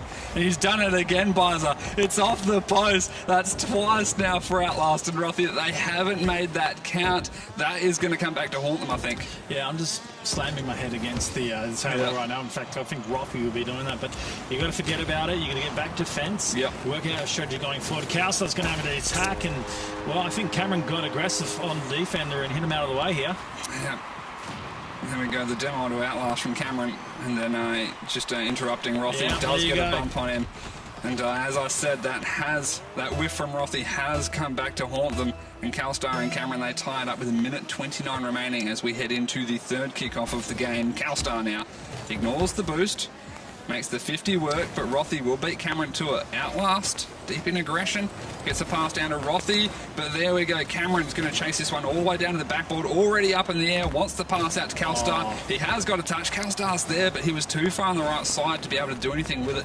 He did aerial through and take possession. However, Outlast and Rothy were already back in defence. I just like the play coming from Kelstar. They elected to go the ball over the boost early on. They almost had a great attack going forward and just couldn't finish it. But, you know, this is anyone's game right now. Patience with the save we just saw from Outlast. I think people are calling that the spike, the ground pinch. And Cameron, not quite able to chip it over the top. Kelstar, Outlast, getting out, allowing Rothy to rotate through. Kelstar does beat him, and now Outlast in a bit of an awkward position. Somehow it's worked for him, but it goes straight to Cameron with the 50. He'll shoot for top shelf. Rothy will get the save. High, clear ball out in the midfield. Outlast looking to keep it up in the air, try and keep this away from Kelstar, but he's not been able to do that successfully. Rothy now. Cameron will beat into it. Outlast again. Back in defence. 13 seconds, Barza, and one apiece. The goal will end it here. Yeah, Cameron was looking for Kelstar downfield, but Kelstar rotated back already. It's an open net. With the danger here, and they should work it. Well, that didn't happen. We're going to get an overtime period. I dare say, unless Castles Coast really wants to buy me right now, which it won't. So, overtime period. Here we go. Who gets the chocolates? Leaves you wondering sometimes, Barza. Rothy was probably going to be back regardless for the save. It was very close there from Kelstar, and Cameron weren't able to quite capitalise and put it in the net. Outlast, that was so close. A little bit lower, and that might have gone crossbar, far post and in. Outlast. Man by Kelstar sends him wide. He's got 100 here as well. Be able to work a backboard, play Rothy straight onto it. Clears down the field. This is going to test Cameron going back. And he managed to hit the nose on a good angle. Unable to get this hit to bring it onto goal. Outlast challenges the 50-50 from Kelstar, sends it wide. Still an opportunity here for Outlast and Rothy to score. Very good game sense from Outlast. He backed up early on that previous attack and then rotated around. And Rothy with the pass off the backboard. Outlast can't do much with it. Knew that Cameron was going to be downfield quickly with the ball. The demo, though, from Cameron onto Outlast completely opens it up for Kelstar, and just 51 seconds into overtime, puts it in the back of the net. What a play from Cameron. Well, you get these simple plays, they're wrapping around, and with the pace of the game, how it's working, they're not able to defend it before it gets in front of the goal, opens up that line, and the ability to get that demo is really effective. So they take 2 games up in this series at the moment. Absolutely. Quick look at the stats. Very close this time. 2-1 final result in favour of Dunno, but they had 7 shots. Terraria Gamers, they had 8. Very similar in saves, 2 each for Kelstar and Cameron. Yep. In fact, it's the same amount of total saves, 4 saves for Terraria Gamers, but this time Outlast picking up the savey badge with 3. Rothy grabbing the 1 save. The only difference, I mean, every goal Less assisted, shots. it was just that 1 less from Terraria Gamers. And to add on to that, there's less shots from Dunno, but in game 2, yet they still get over the line in that final part. So really effective. What I really like is Kelstar and Cameron. They're actually working quite well together. Yep. So there is some synergy between these two. Absolutely. And hopefully they can look to continue that through. Not the strongest of games that we could have seen, but it's a win, and that's all you need. Looking at Outlast and Rothy, you put these guys on paper, they're really strong. Outlast got some great individual talent, and Rothy, you know, he's played in the Asia League. He's played here locally as well, and he's known to be a pretty good player in the ones game. Why isn't it working at the moment? Honestly, I'm not too sure. Maybe I don't know the history these two players have. I'm sure they've played with each other in the past. I don't know how much, so maybe they're a little bit less practiced with each other. Maybe they just haven't had the opportunity to get in there and practice as much as they would like. However, it's working well enough. That game was not a blowout for them, and this kickoff's gone very well. In fact, Rothy not going to be able to find it through CalStar, though. Do we think CalStar's the one that's just upsetting this balance between Outlast and Rothy? I think They can't play their game style because CalStar's just on the defense right away and blocking most of their attempts. Cameron's had a lot of crucial plays in offense, feeding the ball through as well. So, we've seen fantastic dribbles from Cameron as well. So maybe that could be the difference too. Well, game 3, it is match point at the moment, and Dono Bud certainly will be looking to try and take this 3-0 to pad the stats, you could say. Absolutely, got to pad those stats. Farmer saves. Rothy cuts it for far post. Somehow overcut that one. The post was covered. Cameron with the whiff. Outlast the pass up for Rothy. CalStar's grounded and Rothy will bury that one top right. Bit of a defensive error here for CalStar. I don't know if he had no boost. He had 0 boost, the poor guy. I mean, it's still possible to save it with a double jump, but he wasn't in the right position to be able to jump up in time. So there's nothing you could do there. Yeah, and it's unfortunately it came from his teammate. Whiffed once, whiffed again, and you although you don't want to put the pressure on Cameron, he needed to make it clear so CalStar could go get boost. Yeah. Rothy now with a huge clear off the backboard. Cameron does get a touch into the corner, but Outlast is there. Good save from CalStar. Great awareness that the shot was going to come through from Outlast as soon as he could pick it up, and he gets the clear at the top of Rothy. It's just rolled up on that near post. Will steal the boosts, and Cameron comes through. CalStar not quite, needed to drop down a little bit more, but he just didn't have the time to wait. He had to get the touch. Cameron will set the pass back to CalStar again, but Rothy gets the save this time. Over the top, CalStar takes a shot. Outlast there for the save, and Rothy picks up the boost, receives the ball. Good plays in defense so far from Terraria Gamers. Outlast with a save into the corner. Cameron, pinch across. Outlast safely clears across the top of his own net. So, well, it seems like Dono Bud have Terraria Gamers stuck in defense a lot of this game, Bozza. Well, we'll get an opportunity here with Cameron. And is blocked once again. Outlast. If they can just hold out the rampant attack that is Dono Bud, because they're going to go forward and they're going to be aggressive. And Outlast, you beast. That is a pop play. Absolute pop. Take a look at this. Gets it out of the corner, flicks it over the top of Cameron, and then just ignores the ball. Big bump on a CalStar, and Rothy will finish that one. Cameron could not recover in time. What a play from Outlast. That is a clip-worthy moment right now, if you have any. And 2 goals to none. It's a pretty good lead for them. Yeah, 2 minutes in as well. Exactly 3 minutes counting down right now. Cameron got the 50-50, but it's rolled out. CalStar will beat Rothy to it, but again, the 50-50 works out for Rothy, even though CalStar did have the advantage. Cameron off the sidewall. This is dangerous, giving it straight to Outlast. Yeah. Takes control, fakes out CalStar, tries to fake out Cameron. Cameron did get the touch, but Outlast has come out on top. Now off the ceiling, looking for Rothy. Where is he? There he is, puts the pass with the bounce down, but Rothy wasn't quite in the best position already for that shot. Outlast cuts around on the inside edge, avoids the demo from CalStar. But Outlast is just playing the game of his life right now, it seems. Yeah, he seems to be on top of every decision that he's making and also countering his opposition perfectly at this point. Have a look at this. He just pinches it straight and reads it against CalStar. But I said this about the other teams in the last game. Instead of just charging at the ball, read your opponent. Here's Outlast looking for the double and can't get it. So close. That would have been a PogChamp goal. 2 minutes left. CalStar downfield to Cameron. Rothy does get the clearance out. It has gone to Cameron. Rothy just trying to put the pressure on. CalStar over the top. Outlast shadows it and gets the save out to the side. CalStar looking for Cameron, but Cameron's a little bit too deep. He realises he backs up a little bit, but now the aerial opportunity. Cameron saved out by Outlast. Rothy's there for the secondary save attempt. Does get it cleared downfield, Cameron.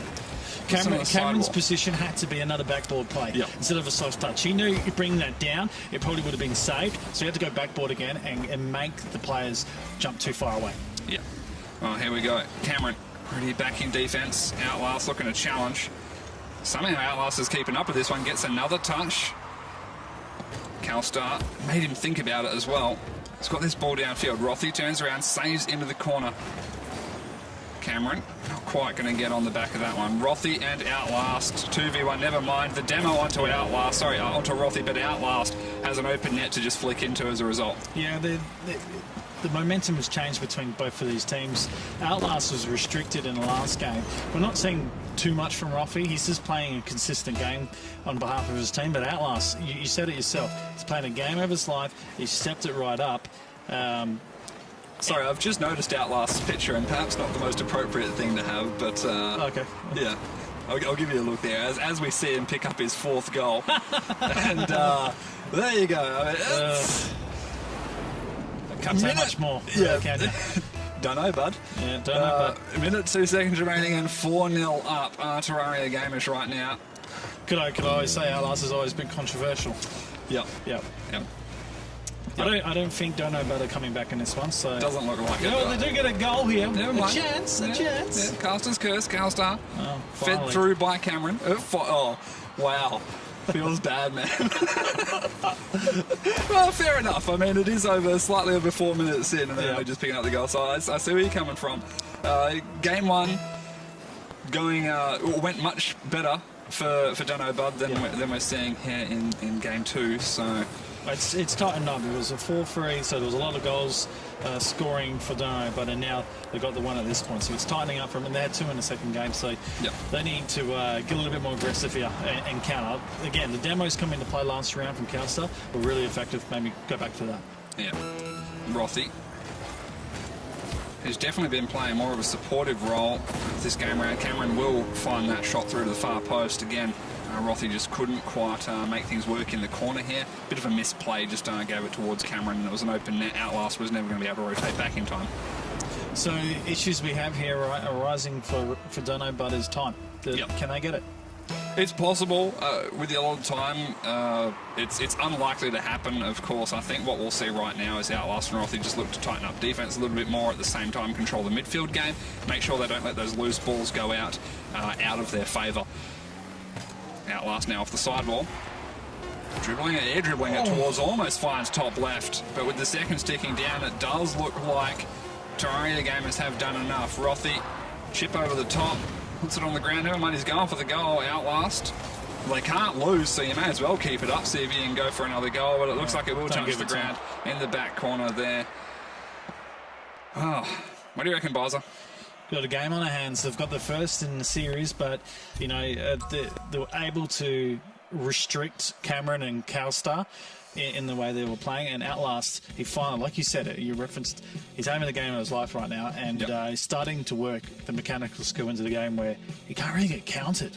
Yeah, and his decision making, as you said, has just been on point. Turning around at the right times, getting the challenges on the ball, just not crushing the defense of Dono Bud, but really making it difficult for them.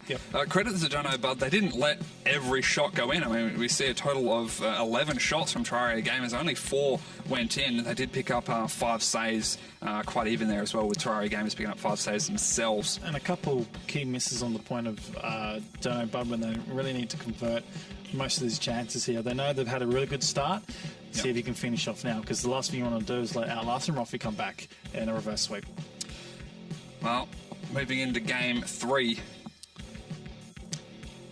I mean, so far the series has been quite close. I mean, I know there's a 2-goal difference there. We're going game 4. Oh, we're going game 4? Yep. Okay. Well, Terraria Gamers, I'm not too sure how things are going to go here, because I still have faith that Dono Bud can bring this one back. Well, we'll see. Right now, Dono Bud still on match point. And Terraria Gamers, and just don't correct me, because I'm always going to stuff it up.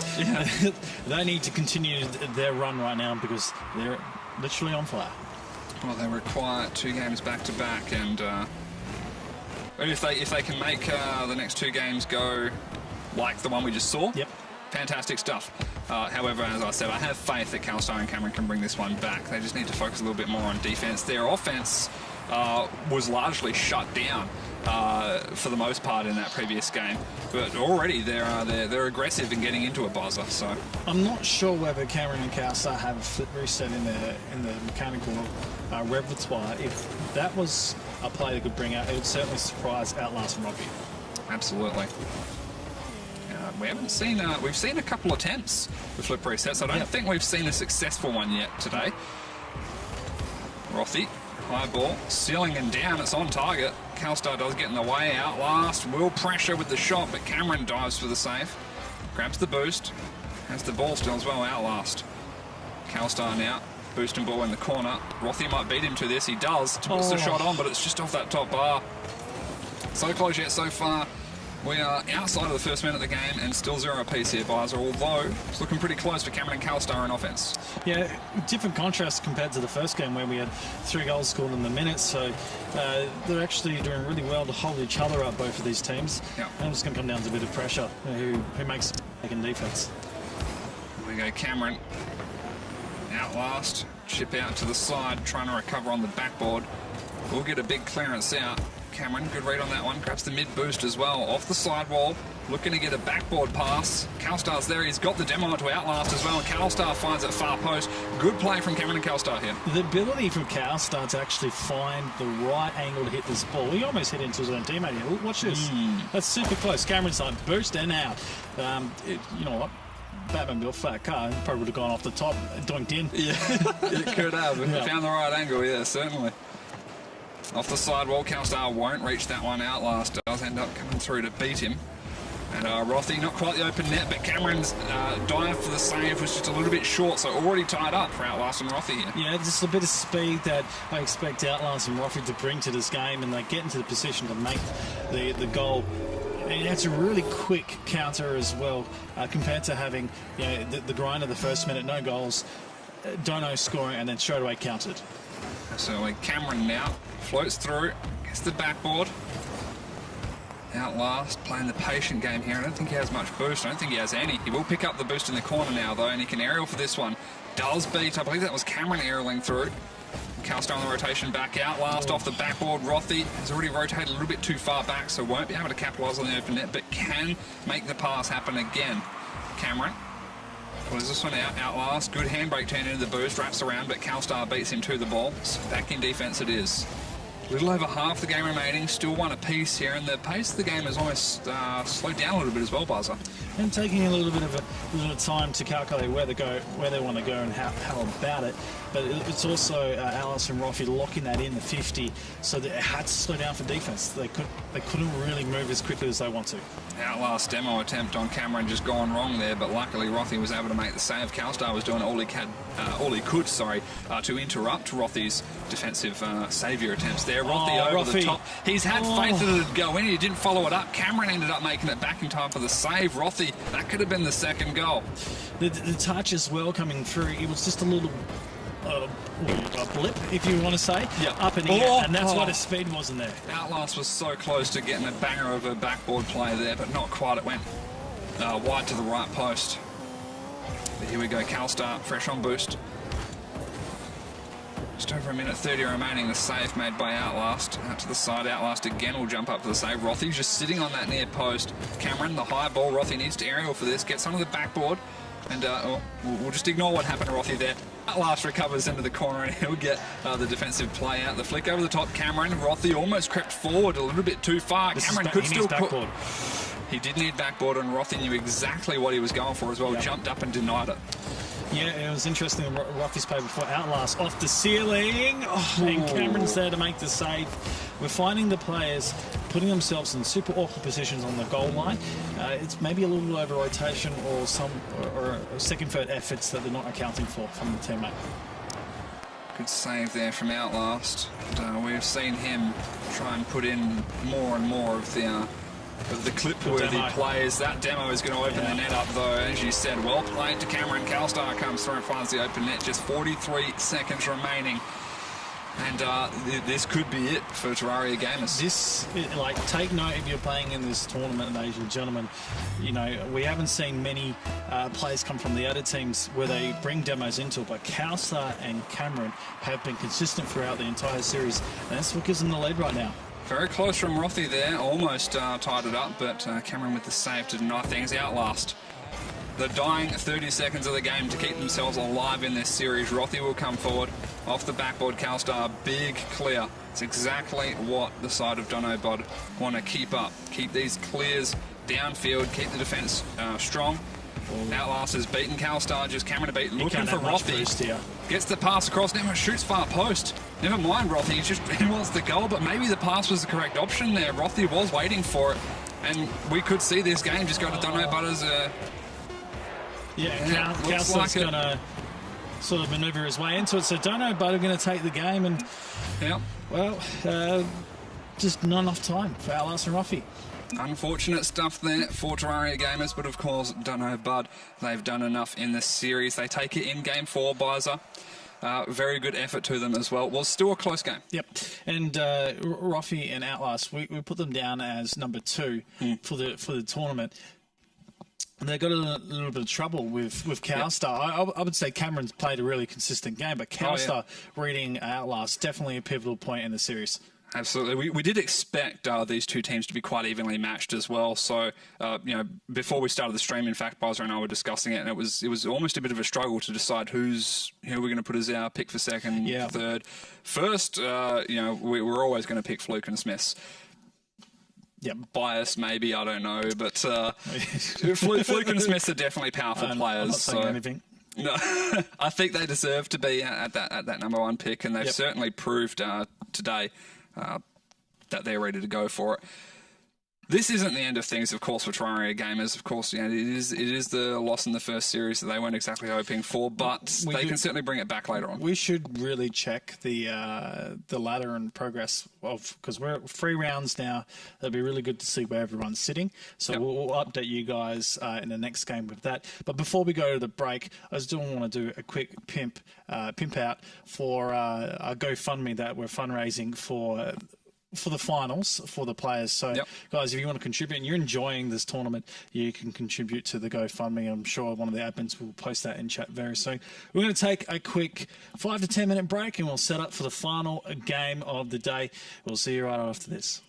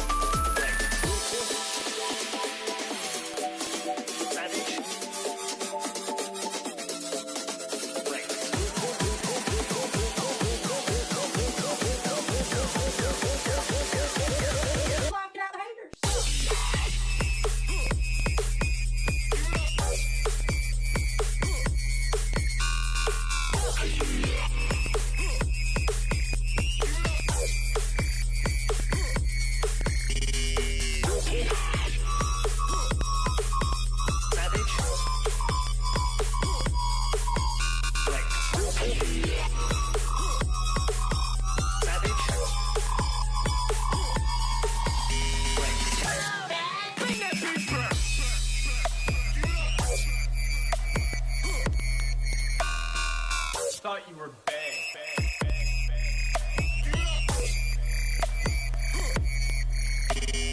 Turns out you're just fans.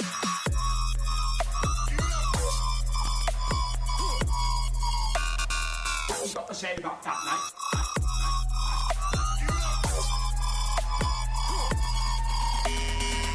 You know what? I'm about to say it.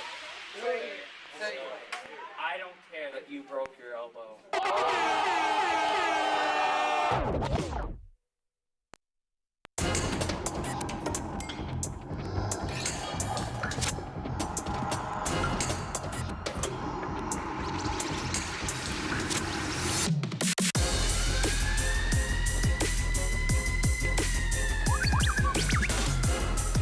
Ready to break on shield. Set phasers to stun and defend the galaxy. Oi, bro, Matt, how was that? Pretty good it is. Okay, you know what, Yoda? I'm sorry, you've got to go, man. Other than that, it was great, dude. Just give it a big build up and an awesome drop.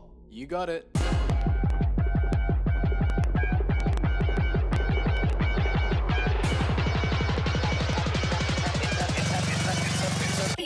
Martian.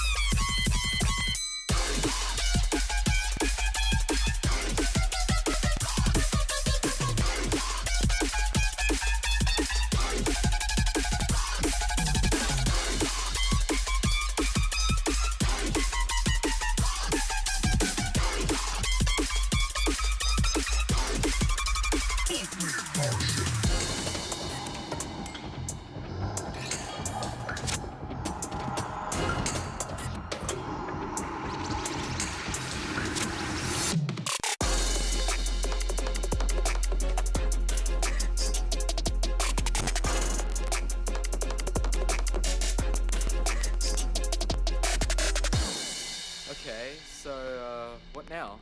Well, I think that Drum leads to bass. Why are you still... Bass leads to wubs. Yoda, why are you... Wubs Why are you... leads to rinsing.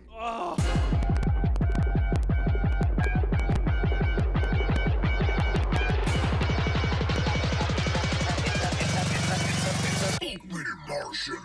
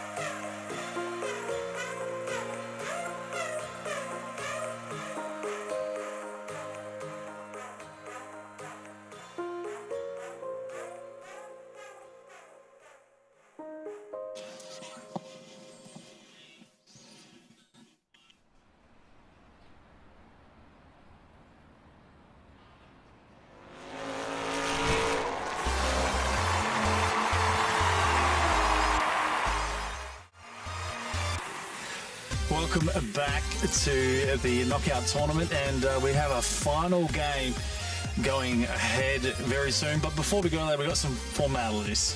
Absolutely. So, of course, we had some donations in the background there, Buzzer. The first one that we saw came through from, it says anonymous, I believe it was Jack. Yep, so, and so we had something going in here, so we just had to get that sorted. But yes, we have a PC in front of us, and we had some donations from last round, so shout outs to you guys, and we're very appreciated here in the studio, and Creator definitely appreciate it. So the first donation we had from Anonymous, but we're thinking that's Jack, BOTM Jack in chat, so mate, thank you very much. And of course, just 4 minutes ago, Biza, we had a $100 donation from Thrusting Gape. Originally, the name was supposed to be Thrusting Ape, but apparently the guys in sound production thought it should be Thrusting Gape, of course. We have discovered that it is Matt, the man behind the camera. You guys can't see him, but huge shout out to you, Matt. I kind of want to pull him in shot and just get his cheesy grin. Oh, yeah. Well, we tweeted something out. Yeah. That's if the you go to my cameraman. So Twitter, if you want to know how he is, he's an absolute goof, but we love him for it. So head to the Twitter. I've retweeted, so does Rankies. Yep. So at Buzzer or at Rankies, you'll find it. It's a cheeky plug, isn't it? Absolutely. Yes. You got to get a cheeky plug in, Buzzer. There's no choice. You have to go for it. So I think you wanted to take a look at the ladder as well. So we'll pull that up for you. We mentioned last game that we wanted to see where the ladder was at and how it's probably going to move. Dono, Bud, and Yikes sitting first and second, and then Terrara Gamers sitting third. So probably expectations that we knew that these guys were going to be in the top three. Absolutely. So, not too much else to go over for the ladder. So I think we'll just we'll get ready to jump straight into game. I think the teams are good to go. So the teams have got Rejects, which is Wolf and Has he got NRC? I was about to say NRG, but I'm like, no, that's an actual team. And we've got Thermal Octave. Which is, of course, Blake Black 9. I believe he plays in some of your in-houses games. Yes. And he's playing with Dino. So these are guys we haven't seen. So this will be an interesting match to see what quality it will bring, whether they live up to the sort of the skill set we have at the top. We're going to get underway with this game, and the boys heading into the middle. Best of 5, last game, last series of the day, and guess what? NRC starts with the first. Straight away, early goal here for Blokes NRC. I think we will just call him NRC, correct? Yep, NRC. That's what his main name, so we'll go with that. I think Blokes is probably a clan name, something of that. Could be. No idea, of course, because the only name that is somewhat familiar with me, and I think it's familiar with you as well, is Blake Black. Everyone else on this field, we have no idea about. They're Perth players though, so showcasing their talent here. And hopefully we see some good games. Obviously the early goal did come through 20 seconds into the game, and Blake Black almost finding one through. Does pick up the demo at the very least, so hopefully they can develop something off this, but it does look like NRC is able to get the clearance down. Whoever demoed for it. Very demo heavy game so far, Bizer. Yeah, and last series we watched, that was a very heavy demo game, and it worked for the team who caused the most demos and got into the right position. So, as long as Thermal Octave can make those demos count and get in the right positions, it certainly can work for them. I love how their abbreviation is THOC. Kind of close to thick there. But, Thermal Octave THOC. So, I had something else in my mind, but I'm not going there. Yeah, well, we'll leave that on there. Wolf, almost, listening to the stream has just gone wow in chat. Yeah, so, he probably is listening. Half of the Perth players do that. They play and listen to the stream at the same time. If they've got NBN. I don't think any of them are as bad as Husey, though, although he's not perfect. We are going to see another goal from NRC. 196, and that's his second this time. Not assisted by Wolf. Wolf did get the assist on the first one. So, okay, he did get the touch right at the end. I was going to say, it looks pretty slow for 90 kilometres per hour, but there was a touch right at the end. So that makes more sense. 3 minutes 42 remain, 2-goal lead here for the side of the Rejects. And not looking too fantastic for Thermal Octave, but still a lot of time to bring this one back, Bizer. Is that around the wrong way? Have they joined the wrong sites? Possibly. It doesn't matter. They're the right names on, I think. You want to have it? We'll double check right now. Let's have a look. The Rejects, Wolf and NRC. They've joined the wrong teams. Well, no, they're on the right side. Okay, all right. I've just had a blonde moment. Okay, poor old Bizer. First it was trying to pronounce Terraria, and now it's like it's been a long day. For it. It's been a long day, Bizer. Okay, so. all right, let's get back into the action. Sorry, ladies and gentlemen, for that moment, brain fart. Yeah, it happens.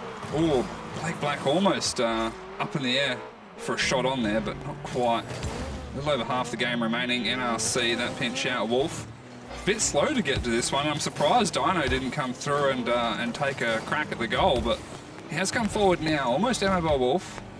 Just want to go out for Blake Black.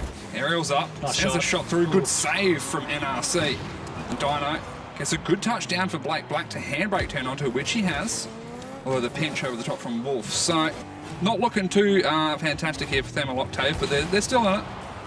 Yeah, they need to generate some offensive pressure from the back line and work a little bit more together. A little bit too solo, which is the game in twos as well. But they're really fast, spread apart, and it's not really working for it. And saying that, there's a shot. Yeah, Wolf calls out great pass from NRC. It was a good pass indeed. 111 kilometres per hour. Not quite breaking the record, but pretty close. Definitely one of the faster goals we've seen. So slams that one in the back of the net. 3 goals is the lead for the side of the Rejects. 2 minutes 6 seconds remain for Thermal Octave to try and get something on the board. Well, NRC being a little bit aggressive, unable to get this one through. Wolf just a touch, gone wide of goal. Blake look for the second and gets it. Are we able to continue up here? Wolf needs to play this back inside. There's a little bit of trouble here. Blake caught awkward position. We've got these little tippy-tappies. He's come off the side wall. And oh my goodness. Well, okay. It's got to be calculated if it didn't go in. I wanted that to go in so bad, Bizer. I really wanted to see the young goal. I don't know why. I would have taken my shoe off and thrown it at something. Just don't hit the camera. Yeah. Well, the cameraman Don't who hit- donated $100. What's his name again? Matt? No, or no. thrusting gate. We have to go there. 1 minute and 13 left on the clock right now. 3-goal lead for Fairmont Octave, and they look very solid right now and looking to hold this. Absolutely. Just over a minute remains. Dino perhaps around in this one. Taking his time, maybe forcing Wolf to challenge, but has worked out for Wolf, although Blake Black 9. The clearance out of the corner, over the top from NRC. Dino, this ball forwards. Wolf does wrap around in time, pinch towards net. I don't think it was quite on target. Black regardless did get the clearance out. Chips this one up high, following it up himself. Wolf, good 50-50, comes out on top. NRC tangled up on each other a little bit there, Bizer. Yeah, well, the last 30 seconds right now, they need to find a goal, and it's really scary stuff. Blake got a good angle, but defense coming strong from Fairmont Octave. Wolf, good dribble. Cuts on the left side of the ball, couldn't quite get a flick with the right as Dino downfield now off the backboard. Doesn't get the pinch he's looking for. Wanted that one to float over the left post where Blake was. And this one floating out the left side along the ground. Wolf will be the first one to it, and as the second tick down is it does look like we're going to see 3-0. Yes, okay, not quite going to be able to be there in time to put the fourth in the back of the net, but regardless, the Rejects, strong first game here, Bizer, 3-0. All 3 shots going in. Yeah, and you know what? It could have gone further with the goals as well. Fairmont Octave unable really to generate much shots. Yep. But the saves on their card is, I'm having a look at the stats right now. They don't have any saves on the board. No. The pressure, I suppose, heading in the midfield. Absolutely. I mean, we did see 3 shots as well from Fairmont Octave. 2 of those saved from Rejects, and one of them was just slightly off. So, or perhaps, a save was made and no credit was given, because that does happen sometimes in Rocket League. The summary for that game quite brief. What do you think we need to see come out from Fairmont Octave to give themselves a better chance moving forward? Well, trend for what we've seen throughout the series today is speed, working together out of the defense offense, the rotation of the halfway line, and demolitions. Yeah, bit more aggressive, and the bumps and demos in there could definitely work out here. And honestly, both sides can start executing that as well. Yep. There is a couple whiffs that we're seeing from Fairmont Octave that's not helping their favour. No, absolutely not. Obviously, every team is going to make some whiffs, but they just need to tighten up the play, focus a little bit more on the mechanics. It is day one of the league play, so it's not terrible if they lose this series. There is still opportunities for them to come back. However, it does make things a lot harder. This is the middle round of league play right now, round 4. There's seven rounds, obviously. So really, it's as Dino gets the first goal, it's a good start. Yeah, take a look at NRC here. Tried to jump up underneath it to pop it higher than net. He's too far left of the ball. We did get a tiny touch at the end, it looks like, but not enough to stop it going in from Dino's original. Yeah, take a look at Dino's car as well. He does look like a dinosaur. Yeah, you're not wrong. It's, Backing out what I was saying before, with the rudely interrupting the first goal, I would say all teams would be wanting to try and make a difference in this. Otherwise, they're going to have to make a big run next week in the final 3 games. and that's going to be rough. Yeah. It does make things very difficult with such a short league play. There's a short format tournament. Oh! And Dino does find it with the long shot off the... I think this might have been a touch from Wolf as he's madly apologising. What's happened? And, okay, we'll see. Yeah. NRC into Wolf and all the way down. It had been quite some time before he's still in there with the celebration, even though he hadn't touched it in a good 10 seconds. If you're known to Twitch and you know about the emotes, I'll be Pepe hands on that one. Yeah. That's scary. You can't give those type of goals up. Oof. Wolf now. NRC.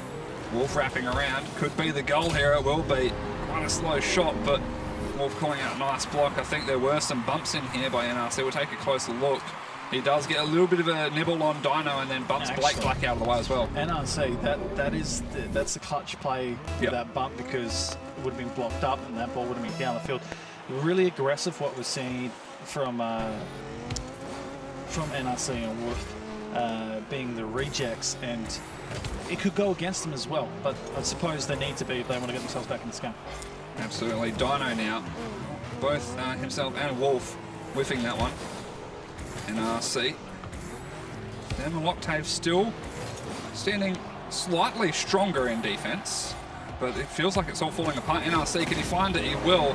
Little chip up onto the post, and I'm not sure what happened with Dino here. There's too much time being given here, so Dino out of play, and then Blake is on the other side. He doesn't have the speed. I don't think he might have ran out of boost. We didn't have his perspective, but you know, certainly he was back there, but not in the right position to play a defensive role. I think even if he had boost, he was a little bit too far out to make it back in time. Wolf will find it towards net. The bouncer shot goes through. 5 goals in a matter of a minute and 9 seconds. Yep. What's going on? Terrible defense. Okay. Straight out. From both teams. Straight out with the gavel. Terrible defense. Both of these teams need to strengthen it up off the kickoffs. They're letting it go too easy. Yeah, it did look like Thermal Octave were the ones that were holding a little bit more steady in defense, but what I've just said has been blown out of the water as we do see the rejects take the lead. 3 minutes 43 remaining on the clock, and already the rejects once again on the attack. NRC towards the net. It's a good shot, but Dino's there for the save. Good effort from him. Wolf out of the corner. NRC.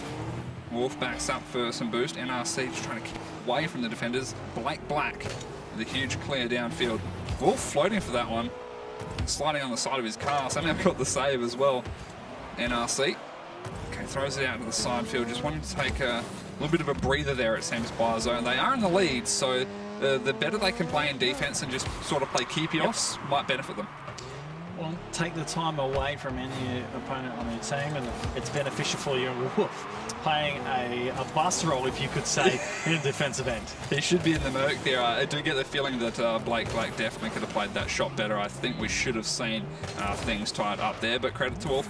You know, the stalwart defense just stood his ground, Blazer, and it's paid off for him. Another clearance out from Wolf here. Dino off the sidewall. It's going to be too close to Wolf. Another touch to get this one cleared out. So right now they're just constantly feeding possession away back to Thermal Octave, and this could work out for Thermal Octave pretty soon. I'm just wondering, Wolf, no, he's one off the saviour badge, but he's certainly working a lot of defensive side so far. It's really good as we get halfway. Oh, what a pass. This is a good setup. Takes it away from the defender by just dropping it down and allowing the second shot to come through. Yeah, looked like Wolf was trying to go for the shot, jumped a little bit too far forward, so figured, oh, I'll just let it bounce off my nose. NRC still has momentum. He's always going to beat the defenders to it. Is that a mistake? It just turned into the best offensive play? I think so. Okay, all right, we'll go with it. I don't know, maybe he meant it. Maybe he meant it. It's hard to tell. I'm just trying to imagine Outlast doing that. Outlast probably would have scored that. 4-2 right now. And, well, Blake Black and Dino, they've got some work to do. 2 minutes remaining as well. NRC, huge chip up. Wolf trying to get in the way of Blake Black here. Does get it towards net. Dino easy enough for him to save along the ground. Picked up the mid boost. NRC with the defensive boost and the clearance out. Blake Black pressure onto him, but he does feed it out to the side. Off the sidewall, chip up, over the top, works for a shot for far post. NRC does get the save off the post. Dino, it's an open net, and he's found the top right of the goal, and it's off the backboard. The open net, not quite. Blake Black does get back in defense in time, so Wolf could not find that fifth goal, but Dino will be kicking himself for that one, Barza. Yeah, my eyeballs is popping out of my eyes right now. I'm sorry for the graphic image. Luckily your glasses are keeping them in your skull. It hit the glasses and bounced back in. Yeah. That should have been a goal. You got a clear open net. No excuses for that one. Okay, you're coming in a bit fast and it's close, but we're seeing that being converted with the guys using the angles right. So slow it down a little bit when you've got that open opportunity. Got to convert. Absolutely. Well, moving forward, Wolf. Slow bait game. Dino does come forward, allows NRC to get the clearance over the top. NRC looks to grab mid boost. Wolf a touch towards net. Dino wraps around, but will be Blake Black off the sidewall. Now off the backboard. NRC just rotates out. Never mind, he's come back in. Spots that Dino was a little bit too far away, but perhaps misjudged it as Dino still beat him to the ball. Wolf wraps around on this one. Forward now. Question remains, pass or shot. Looks like shot's the option taken, but couldn't quite get on the left side of the ball enough to hook that right. Yeah, interesting plays coming out with dying seconds of this, but I don't see the score changing. Maybe Blake with a chance, but NRC, he certainly played a pivotal point in this game. Absolutely. There was the chance there from Blake Black as Wolf and NRC on their rotations background bumped into each other, but luckily for them, Blake Black didn't appear to be close enough to the ball to take the shot, so do expect just the 2-goal lead victory here for the Rejects, and well, things not going well for Thermal Octave. Thermal Octave started with the opening goals, and it seemed to be they were coming back into this game, but then the defense let them down, the kickoffs let them down, and then all of a sudden, NRC Wolf, the Rejects, they just piled the goals on and finished it off strong. Yeah, so, a quick view over the stats as well. 7 shots total from Reject, 6 from Thermal Octave. So it's not as if Thermal Octave weren't in offense. So they were in offense. 2 saves from them, 4 from the Rejects. So there's even more pressure on the Rejects in defense. But the Rejects just worked better in offense than Thermal Octave did, took advantage of their opportunities more. Well, we'll probably get into what I think maybe be the last game of the day. Sad to say like that a 3-0. Thermal Octave go down to a 3-0. I like to see it competitive. We had the run of a 3-0, a 3-1, and then no, did we get that? No, we still got the 3-1. Okay. Yeah. I thought I was going to go 3-2. No, and then we'll go back to 3-0. Yeah. No, didn't happen. I'm not sure we're going to get to a 5th. Can they bring it back? What do they need to do? Like you asked me before, it was like boost demo. Right. So when we're playing a little closer to each other, they haven't done any of that.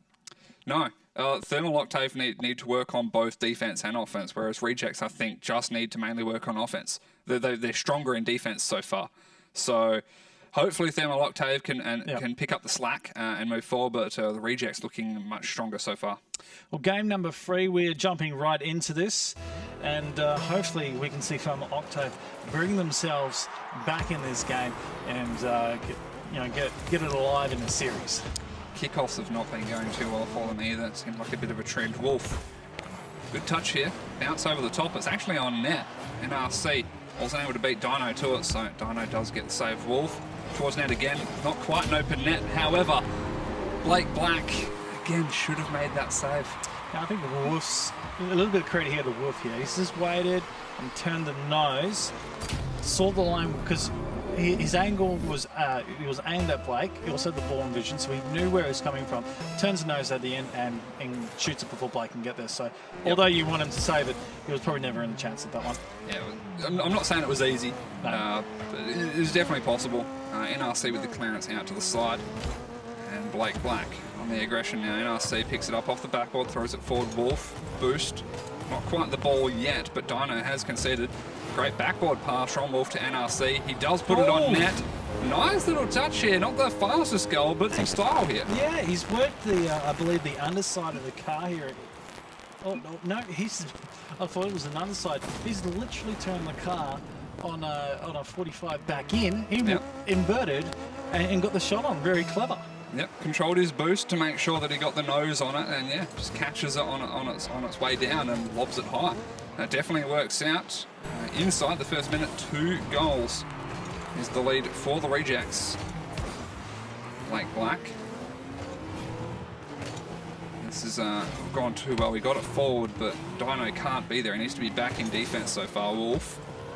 Downfield Dino sets up Blake Black. Touch back to Dino again. Doesn't quite lift it like he wanted to. He wanted it to bounce out of the corner, perhaps back to Blake Black again, or enable himself to run onto it. Wolf not quite going to land that aerial.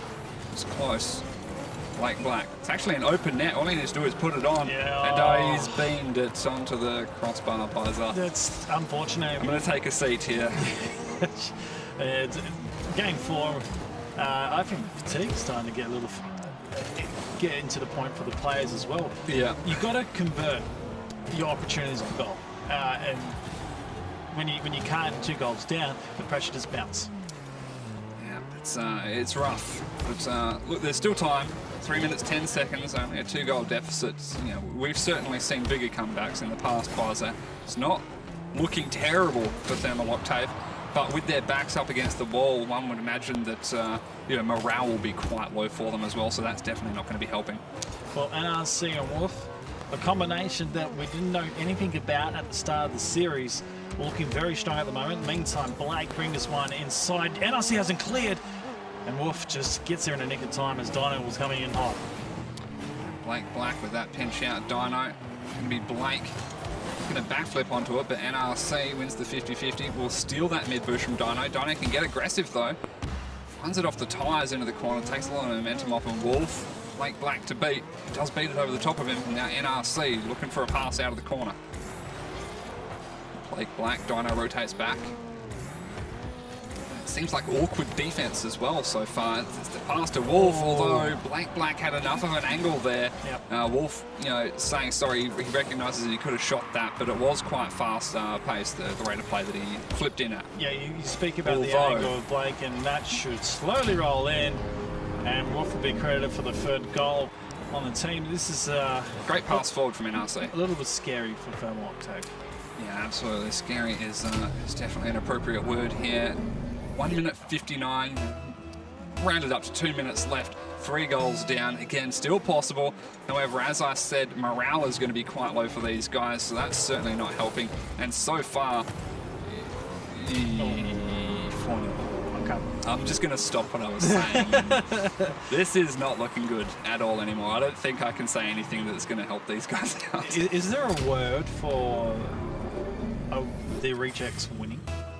Like, just think about it. If you get rejected, generally you don't win, you lose. At the moment, they're 4-0, looking to take this 3-0. Not in my vocabulary. I don't study the dictionary well enough. I think. They're not the rejects at the moment. Yeah, the successes. Yeah. That's pretty the successful. It seems to. I love successes. Yeah, but that's like If you're a successor, it's like you come after something. Never mind. 4-0, a minute 30, less than a minute 30 in fact. And Blake Black has not done well to keep possession there. Wolf will pick up the loose ball as it floats off the sidewall. Blake Black does turn around and get some sort of a challenge in. NRC now off the sidewall. Doesn't have his flip. Has no boost as well. Dino gets the ball out for Blake Black, but cut in by NRC. Wolf gets that touch towards net, and absolutely what a play, Visor. This cut back inside, like the demo A on Dino, that's a full reset as well. And Wolf just needs to wait for that pass to come back. He probably didn't even need to wait for a pass. Could have been shot on goal, but it's just perfect synergy between these two. That's if I'm not mistaken, definitely 2, possibly 3 back-to-back goals where it's been NRC with a great pass forward to Wolf, who redirects it into the net. Well, can 5 goals be scored in under and better? I haven't seen it. Not in a very long time, probably since the start of Rocket League, where anything happens. Exactly, yeah. So obviously it's physically possible, but the chances of it happening are so ridiculously low at this stage. And as we're speaking, already 40 seconds left, so it does look like the third and final game is going to be a strong finish for the side of the Rejects. Could be another goal here. It will be NRC. I think this was a 50 going his way. Take a close look at it. So, what's he got? Is that 4 goals for him as well? Yeah, it's. No, that's Wolf. NRC's got a second. So Wolf with 4 goals. And NRC with 3 assists on 3 of the 4 goals scored from Wolf as well. So definitely a strong game here from the side of the Rejects. Who do you put down as the best player so far on the Rejects?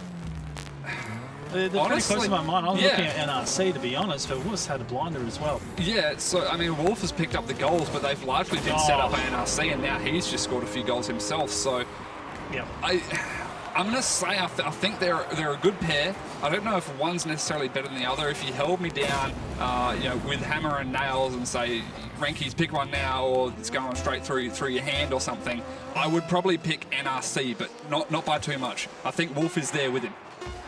Well, it's the dying seconds in the last series of today in round number 4, and it's pivotal here for the Rejects. They take convincingly a 7-0 game. I dare say it's a whitewash. Yeah, it's we didn't see a Brazil. In fact, it's probably worse than the Brazil. At least with the Brazil, you got a goal on the board. Well, usually they take the ball themselves and go score the goal one for a meme. Just to force it. So that is it in terms of games today. The Rejects finishing it off strong. Dewey and Wolf playing with a bit of ping. Pretty amazing stuff. Let's have a look at the stats for one last time of the day and see where it went. And Famo Octave, very scary sheet for them. Yeah, not too good for them. They had 1 save from Dino, 2 shots from Blake Black. Of course, we had a total of 10 shots from rejects, 7 of those going in. Yeah. Only 1 save from Wolf. So there was practically no defense from the rejects, and not quite every goal assisted. 5 out of the 7 goals assisted, 2 for Wolf and 3 for NRC. And of course, in terms of goals, 4 from Wolf, 3 from NRC. So very close there as well.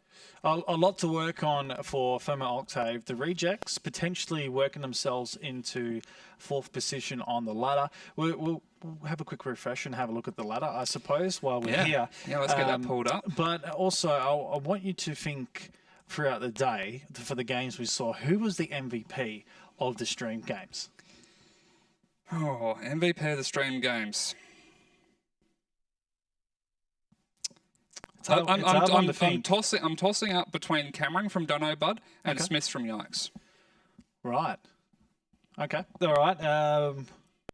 I'll have a think about mine. Let's have a look at the ladder in terms of that. Take us through the ladder while I have a thought about the MVP. So, of course, with the standings right at the top, we've got Dono Bud in first place with a game count of 12-2. So 12 wins, only 2 losses, set count 4-0. Terraria Gamers are in second place. Yep. Game count of 10-3, set count of 3-1. Yikes. They're in third place with a game count of 7-3, set count of 2-1, and the 4th place is No Balls right now. But of course, I believe we are waiting for that to be updated.